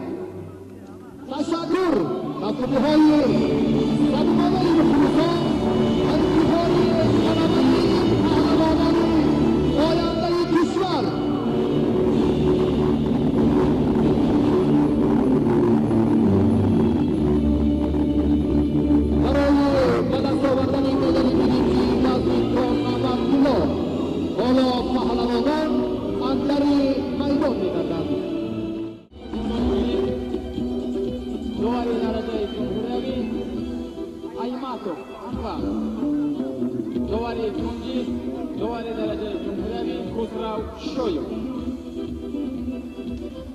رقابت‌ها را باز پهلوانان برای مقام‌های افتخاری ادامه می‌دهند. در وزن تا 90 کیلو حالا فرصت معرفی اون چهره‌های پیدا می‌گردد که البته در مرحله نیمه نهایی ناکام بودند و تا به همین دور خیلی بهتر هنرنمایی کردند و حالا دو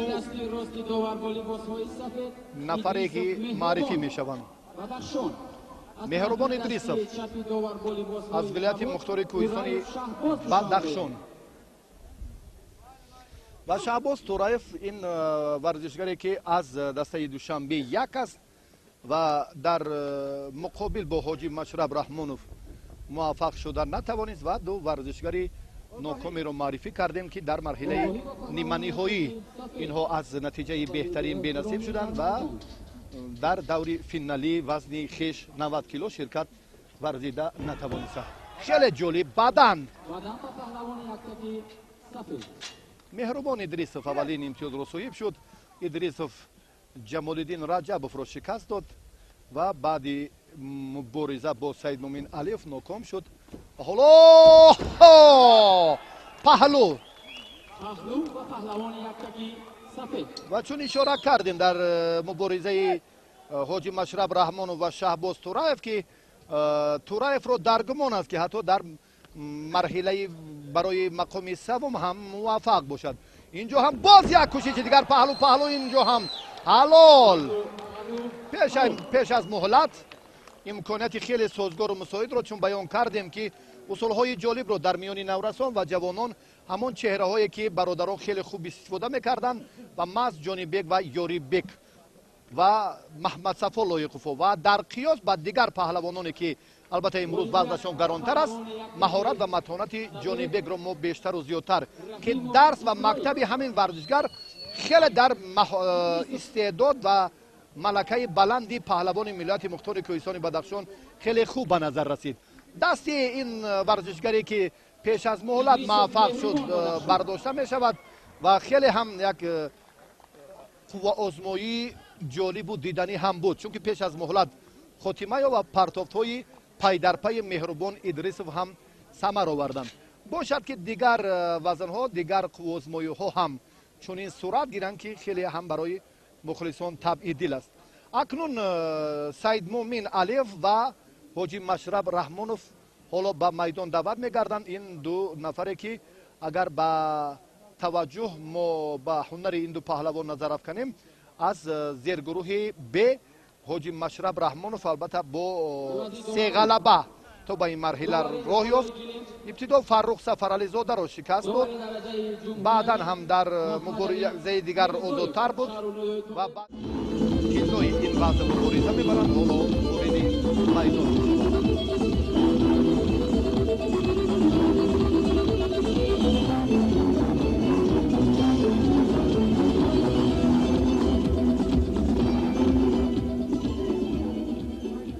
دوستانی عزیز، وزن 90 کیلو قسمت نهایی فرا رسید. وزن 90 کیلو دو پهلوان نامدار رو برآورد. یکی سعید مومن علیف پهلوان پیراهن سفید پوشیده و دیگری حاجی مشرب رحمانوف را. از طرف دست چپ داور پلیس‌های کبود رحمانوف حاجی مشرب دوشنبه دو پهلوان شهر دوشنبه در قسمت وزن 90 کیلو قسمت نهایی مبارزه میبرند. حاجی مشرب رحمانوف برادر یکی از پهلوانان سنگین وزن، پهلوانی که در رشته گوشتنی جدا در مختلف مسابقه های بین المللی شرکت ورزیده است. بله ببینید در حال به هجوم میگذرد. این پهلوانی پیراهن کبود داشته رقیبی باشد. علیف سعید مومن تحت راهبری صدرالدین عابدوف تمرین میکند.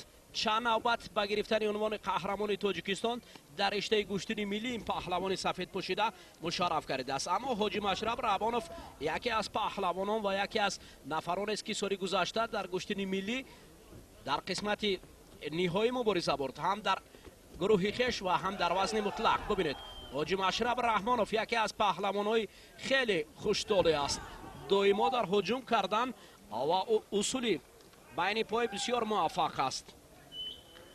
همین پهلوان پیراهن کبود داشته این یکی از چهره‌هایی است که شاید در گوشتنی جدا از این پس تاجیکستان را در مسابقه های جهانی معرفی کند.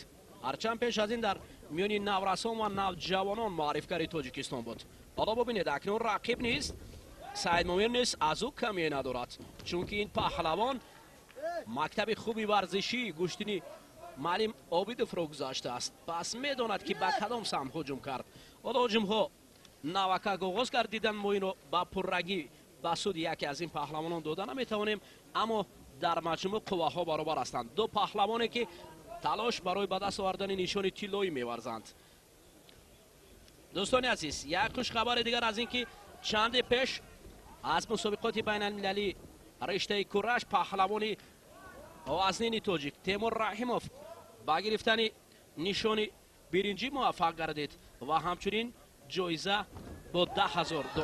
حالا ببینید در اینجا از جانب سعید مومن علیف نشستن و سر کتف گرفتن، اما حاجی مشرب رحمانوف این اصول را خود را قوی تر نگاه داشت. درباره تیمور رحیموف ابراز کردیم بالاتر که تحت راهبری مستقیم تمرین میکند یکی از مربیان. بالا اینجا حاجی مشرب خیلی موفق میگردد. حلال این دیگر حجت برای تفسیر نیست، جایی که عیان است دیگر حجت به بیان نیست. این پرتافت حلال از همه امتیازی بلندتر.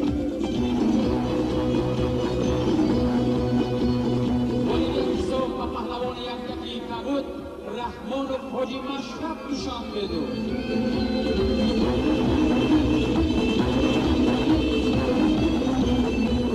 نمام کودکم گر تو هستی جوان با گوشتی کمربسته دارم میان. همین است کمربندی پهلوانان. پهلوانان غالب وزن تا 80 کیلو رو برای گرفتن جایزه ها و منبر افتخاری دعوت میکنیم. اسرائیل رحیموف از دوشنبه حالت تکرار را ببینید چگونه با طرز اعلا این پهلوان پیراهن کبود داشته حاجی مشرب رحمانوف رقیب را به تخت پشت میافتاند. مقام دوم افتخاری را صاحب شد و همراز رجبوف از ولایت یوسف برنده مدال طلا شد.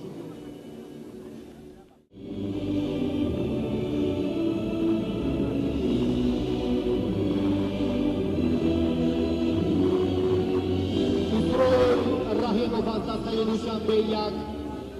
و گرفتن مقام سیوم مدال برنجی و 1500 سومانی شرف یاب گردید.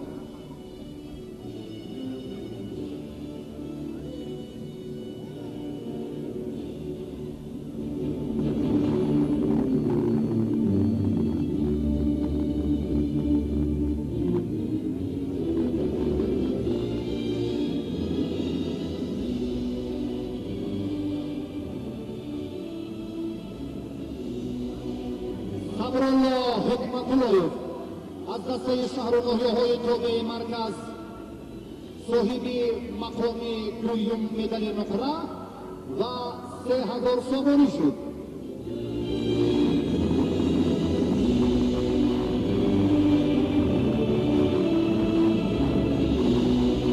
امروز رجبوف برنده مدال برنجی مسابقات قهرمانی جهان در رشته اسلام امروز در وزن تا 80 کیلو صاحب مدال طلا و 5000 سومانی گردید.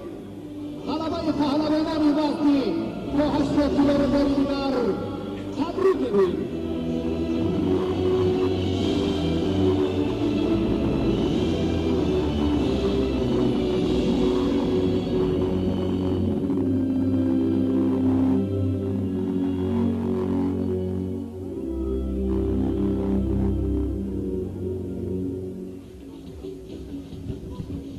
دوستان عزیز اکنون وزن بلندتر می رود 100 کیلو می رود.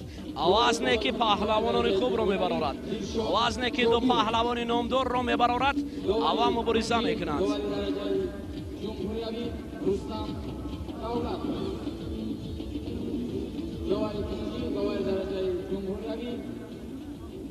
محمد علی میرزوی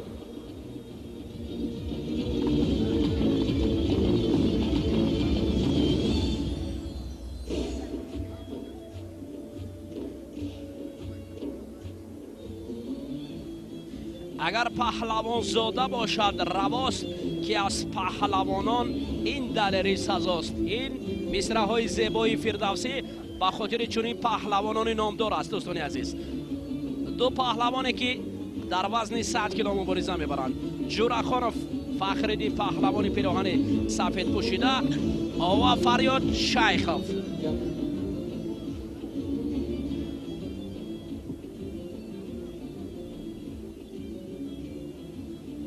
طرفی دست راستی داور بالی بازهای سفید جورخانوف فخرالدین، دسته خطلان یک. از طرفی دست چپی داور بالی بازهای کبود شیخوف فریاد ولایت مختار کوهستانی بدخشان. دو پهلوان یک معرفی میکند،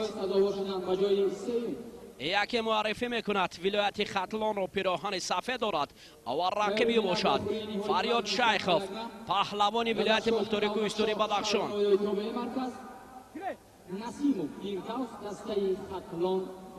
اکنون فرصت فرا رسیده است. فریدون با فریاد دست به گریبان گردیدند. حالا در اینجا فریدون برعکس حال فریاد شیخوف پهلوان نامدار در نمود گوشتنی ملی است. حالا اولین آگاهی را برای فریدون جورخانوف.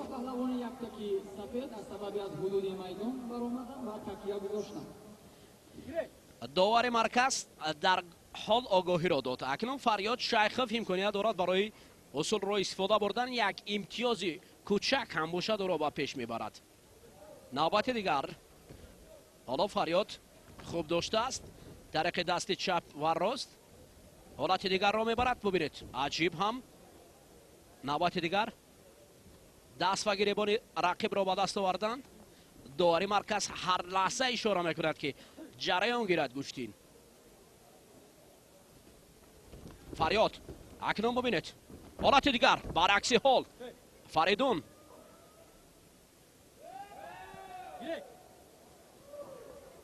حالت مرکب را به دست آوردن برای این جفت هنوز میسر نگردیده است، هم فریدون و هم فریاد.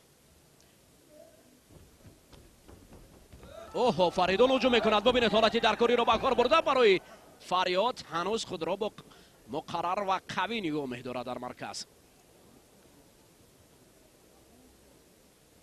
اما در حالت به زمین افتادن با سر این خطر جدی دارد برای آگاهی پهلوان. و پهلوان یکتکی نبود از سبب پایه گذاشتن. اما پایه گذاشتند. حالا فریدون نوبت دیگر میخواهد. نه هنوز قوا بسندگی نمیکند برای فریدون، برای سمت دیگر رقیب را افتادن.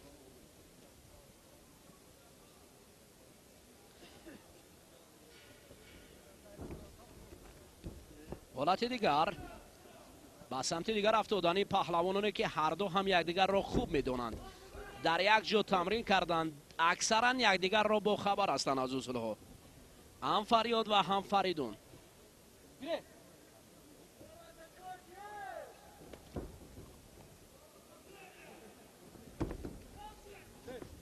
اوهو اینجا اکنون برای جورخانوف شاید آگاهی پیشنهاد نماید داوری مرکز. حالا برای بس به سمت داوران دیگر می رود. داوران کنجی در یک جایی یک حلنامه انیق می برارند. شبکه ورزش باشد ناواسته از باد و هوا، روز و شبانه مستقیما با صفت بلند نمایشگر نمادهای ملی تاجیکی است. پهلوان یکتکی سفید. همین حالتی که در خانه نشستن فقط شبکه ورزش موندن، صفت بلند HD. همین گوشتین های ببینید فریاد یک بدن پهلوان یکتکی کبود. پهلو فریاد شیخوف صاحب شد.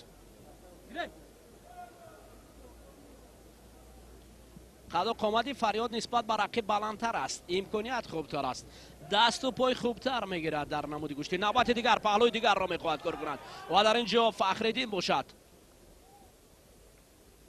هنوز هم حالا ببینید اکنون حالت ناگوار برای فخرالدین جورخانوف.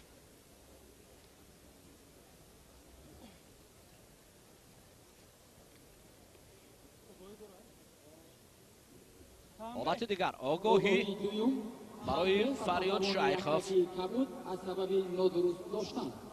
فخرالدین جورخانوف پهلوانی پیراهن سفید پوشیده،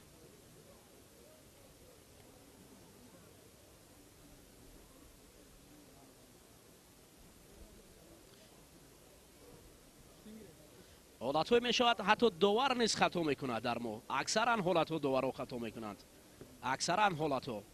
بعضا با هدیهی رو غیر چشم داشت، دیگر با هایی که مخلصان حتی صدا بلند میکنند که همین حالت است، اما بعضا داوران فکری خود را کشاره میدهند. اما داور باید صادق، صاف دل و حق بین باشد.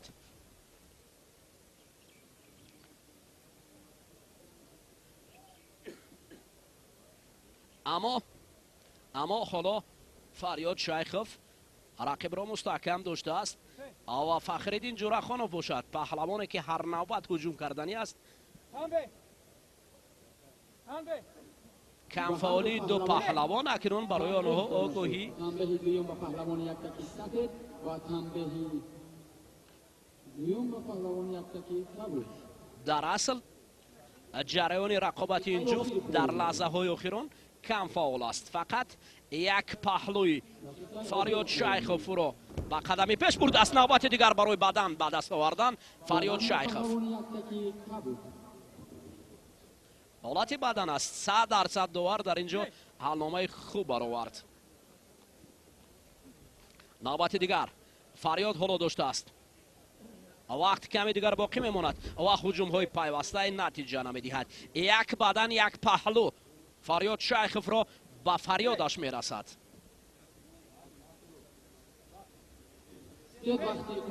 وقت به انجام میرسد. بالاخره فریاد شیخوف با گرفتن نشان برنجی موفق میگردد و رقیب باشد فخرالدین جورخانوف به نشان ترک میدان میکند. همین است کشتین، برد است و باخت. بعضا حالت ها با کس برد اما رقیب باخت می نماید. این است قاعده هایی که در ورزش است. حتی حالت های هم برد هم باخت چون این است. بولیویا و پهلوان یکتکی کبود شیخوف فریاد بدخشان دادند. اکثر مخلصان انتظار بودند که فریاد شیخوف را در قسمت نهایی میبینند، اما این پهلوان از دست یکی از پهلوانان نامدار دیگر فردوس نسیموف، پهلوان 100 کیلویی گشتنی ملی شکست خورد. حالا فردوس نسیموف در قسمت فینالی باید مبارزه برد.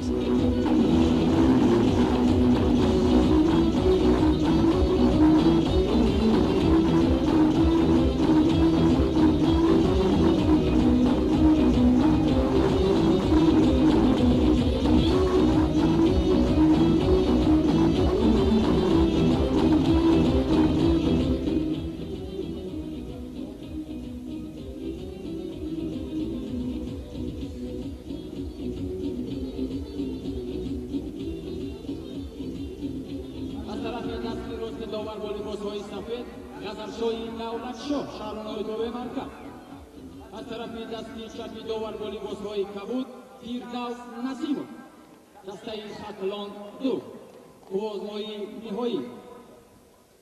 اکنون دوستان عزیز قسمت فینالی وزن 100 کیلو است.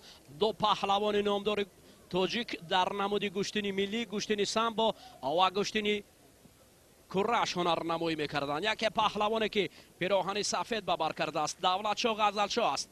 رقیبی او یکی از پهلوانان نامدار ولایت ختلان شهر کولاب فردوس نسیموف، جایزه‌دار و برنده مدال برنجی جام جهانی گشتنی جدای تاجیکستان دوشنبه.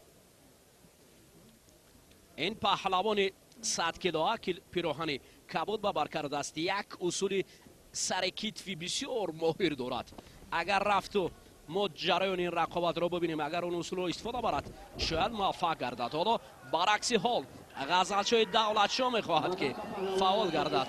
بدن را کار کرده است، داور بدن مونده است. حالا مخلصان تا جای تیروز دوران است بدنی که داوری مرکز برای غزلشاه دولتشاه دادند، اما داور حقوق حلنامه شخصی خود را دارد. فردوس نسیموف پهلوانی پیراهن کبود پوشیده حالا منتظر است که کدام حالت قلایتر است برای امکانیت انمون اصول سر کتف رو اجرا کردن. فردوس نسیموف جایزه‌دار مسابقه بین المللی در رشته سامبو، برنده مدال برنجی جام پرزیدنت جمهوری تاجیکستان در نمود گشتنی جودو.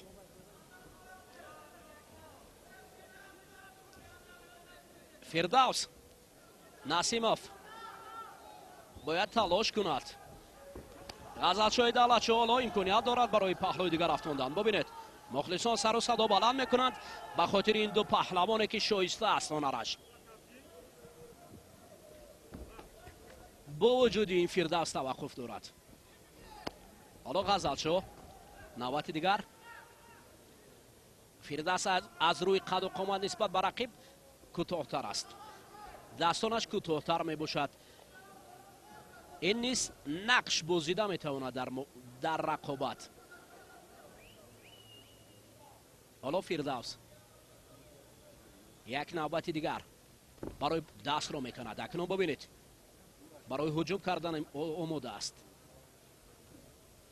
آستین رقیب را باید دارد. فردوس می نشیند اما بی نتیجه است.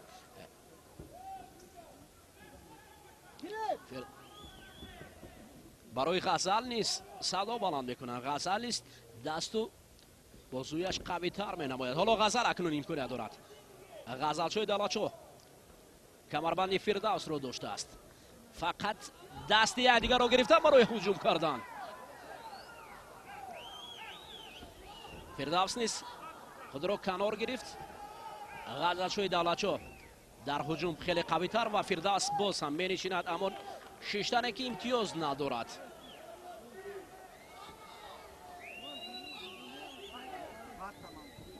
حالا بحث داوران، این رقابت داوران را مجبور کرد که بین هم معاشرت نمایند و حلنامه خویش را برانند. کی فعال بود؟ یا غزلشاه یا فردوس؟ فردوس نسیموف همین پهلوانی که روی اکران است. نوبت دیگر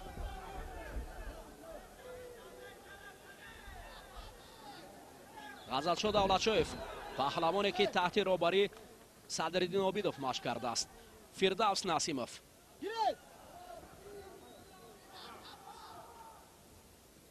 تحت راهبری نظریف در شهر کولوب تمرین میکند فردوس.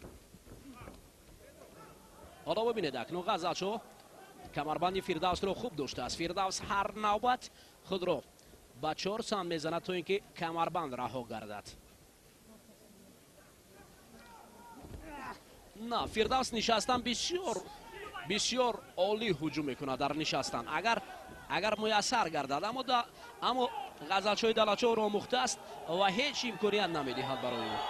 مخلصان صدا بلند میکنند. ببینید همه میخواهند که ببینند پرتاب توی زیبا رو.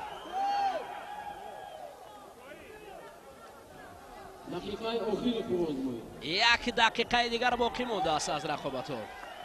آگاهی برای غزلچوی دلچو. اما غزلچو اینو با خوبی قبول میکند، دست پیشی برمیگیرد.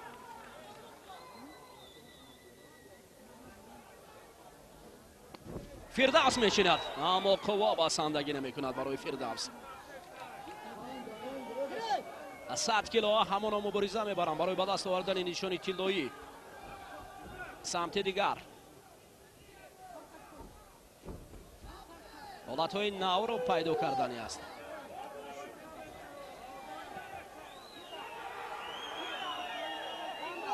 با آگاهی دیگر را برای غزلچوی دولتچو. دو آگاهی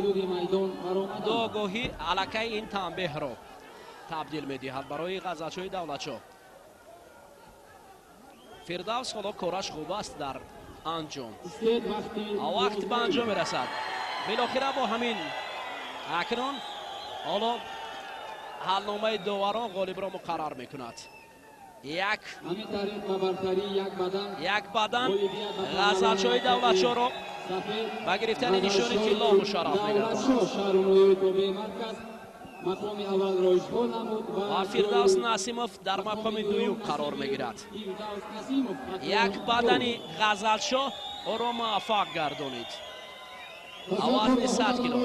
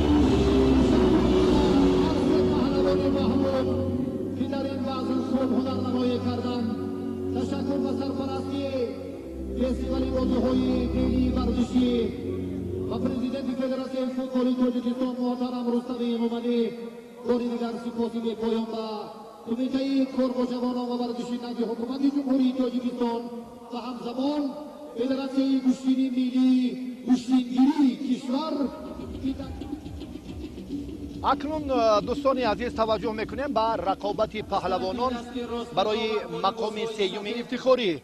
عادل سفرов دستبربری مکتبی ورزشی ناحیه خوالین با 5 سال اخیر در شهر دوشنبه تمرین میکند. قهرمان سفرов دسته خطلون یک پهلوانی که با خلعت کبود به میدان برآمده است.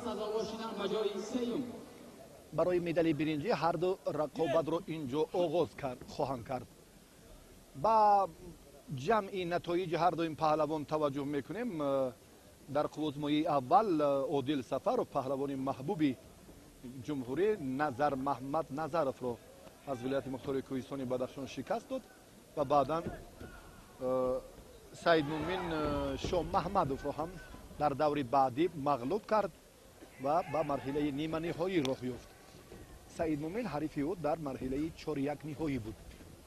پهلوان خلعت سفید داشته اینجا هم در مقابل نعمتov نورالله هم خیلی یک جالبیت رقابت کشتی ملی رو بهتر نشان داد، اما باعث تاسف هم بود که یک نقطه همون خاتمه به برای همون هر یک اصول است که الکی خسته‌حالیش در دقیقه اخیر بیشتر به مشاهده رسید که این به پهلوان شهر دوشنبه ناکامی رو آورد و اوی با هنری حریفش قهرمان سفرов که موصوف در یک دور آزاد بود و بعدا شهریار منبویف رو مغلوب کرد. بعد قهرمان سفرов از بشیر فخریدین شکست خورد در مرحله نیمه نهایی و حالا برای مدال برنجی تلاش دارد.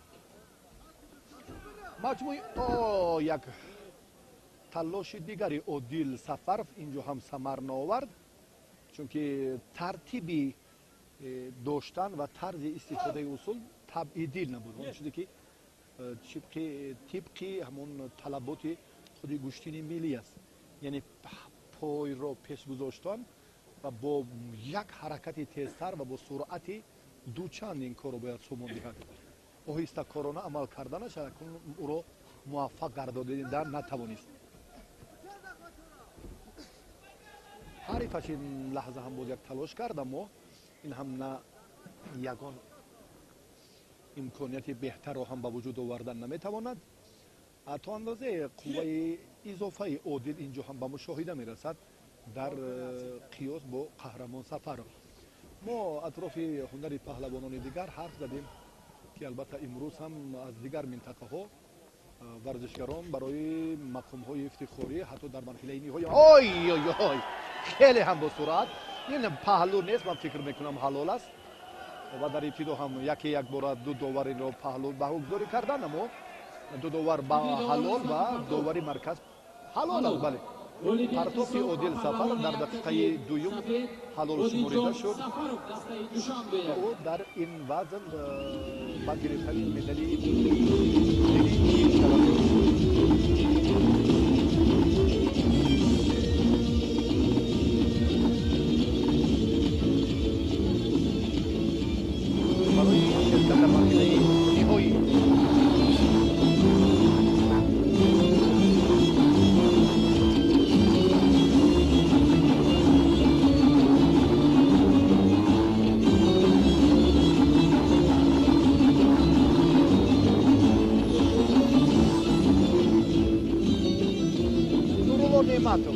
فرزند یکی از پهلوانان خیلی محبوب شریف نعمتov که این سلاله بعد عبادالله نعمتov و چندین برادر این پهلوان هم الکی میدانداری کرده است و یک سلاله پهلوانی هم در این اویلت خیلی رشد یافته است. پهلوان ناحیه رودکی خلعت سفید دارد. بشیر فخریدین نماینده رشت امروز با خلعت کبود است. در مورد البته همون مکتب قوی نورسان ناحیه رشت قبلا ما هم سخن گفته بودیم که نورسانی که تا سن 15-17 ساله یک مکتب خیلی قویه که تحت رهبری جانی بیگ لایق‌زاده پیوسته این چهره ها رشد می‌یابند و بعدا وزن های گران نه با اون سطح ضروریه که حالا در میدان ما مشاهده میکنیم با کمال میرسند، اما در مجموع توجه میکنیم با اون نورسانی که از 13-15-17 سال رو در بر میگیرند و مشق‌های با تدریج و همچنین یک غمخوریه که بیشتر و زیادتر در برگزاری مسابقه ها میکنند.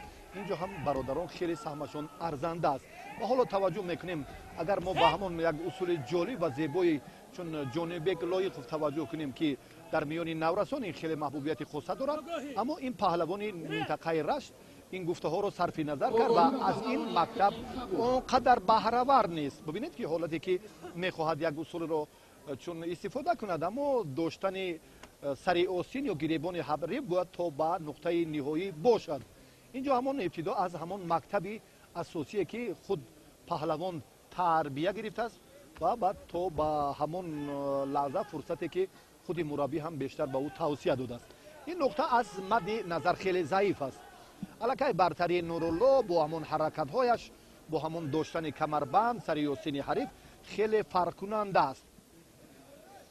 توجه به رشد مکتب نورسان البته توجه بود به ورزش های سنتی است که چون اینجا بیان کردیم در این موردی که یکی از همون مکتب های نمونه که خیلی هم مهارت نورسانش در منطقه رشت بی‌نظیر است. آگاهی به پهلوان منطقه رشت و باشد که از همین مکتبی برادران چون تربیه سری وقتی باشد اینجا چون این پرتاف هیچگاه به عمل نمی اومده، خیلی هم جالب خیلی هم ارزنده و بعد همون لحظه که اشاره کردیم واقعا هم جانی بیگ لایق بود در این زمینه با بزرگسالان هم همون مکتب رو همون درس رو همون تعلیم و تربیه رو به مثل نورسان عملی کند که پهلوانان بزرگوزن با چنین حالت روبرو نگردند. و ببینید که نورالله هم ظفر یا با واقعا هم ظفرش ارزنده بود، پرداختش هم خیلی جالب بود که حلال واگذاری شد و حلالش بود هم مدال طلا و بود مکافات ارزنده که 5000 تومانی رو در بر میگیرد. کمیته کار با جوانان و ورزش نزد حکومت جمهوری تاجیکستان این آگاهی پهلوانی رشتی بود که بیان کردیم که کمبودی هایش پای در پای و حالتی که خیلی نورالله هم از ضعیفیش خوب استفاده کرد و پرداخت عالی انجام داد و سزاوار بهاگذاری گردید. و همچنین فدراسیون کشتی ملی چون بیان کردیم که به غالبان وزینه‌های اول، دوم و سوم تحفه و مکافات‌های شایسته را تقدیم می‌کنند. این هم باعث روح‌بلندی پهلوانان در آینده می‌گردد.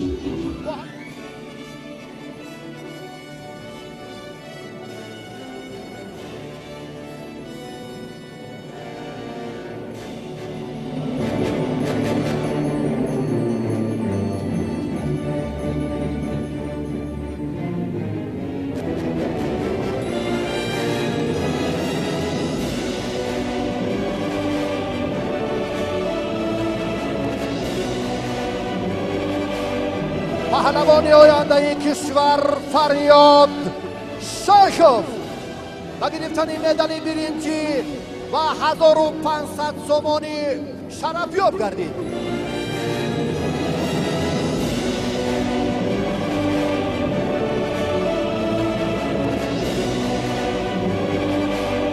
فردوس نسیموف جایزه‌داری مدال برنجی مسابقه بین المللی شومی پرزیدنت جمهوری تاجیکستان برنده مقام دوم و صاحب 3000 تومانی شد.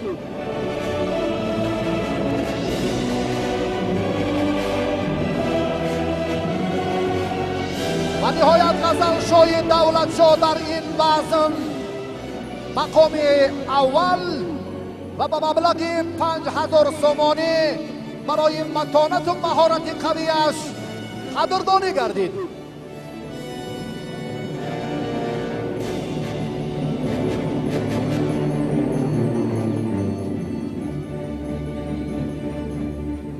تشکر با رهبریت فدراسیون گشتینی ملی جمهوری تاجیکستان گشتینگیری، کمیته کار با جوانان و ورزش نزد حکومت جمهوری تاجیکستان که این مسابقات را با شهامت و شکوه بزرگ برگزار کردند و ورزشکاران هم در آینده ظفر و کامیابی تمنا داریم.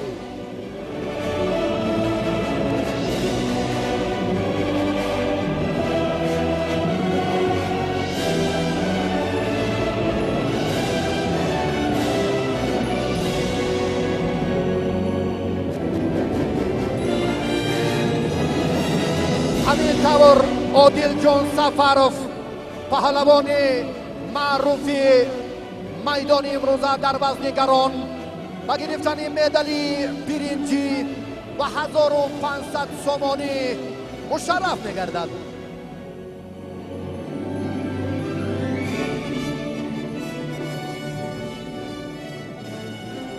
بشیر فخرالدین پهلوان غالب زینه دوم و مدال نقره و 3000 سومانی قدردانی می‌گردد.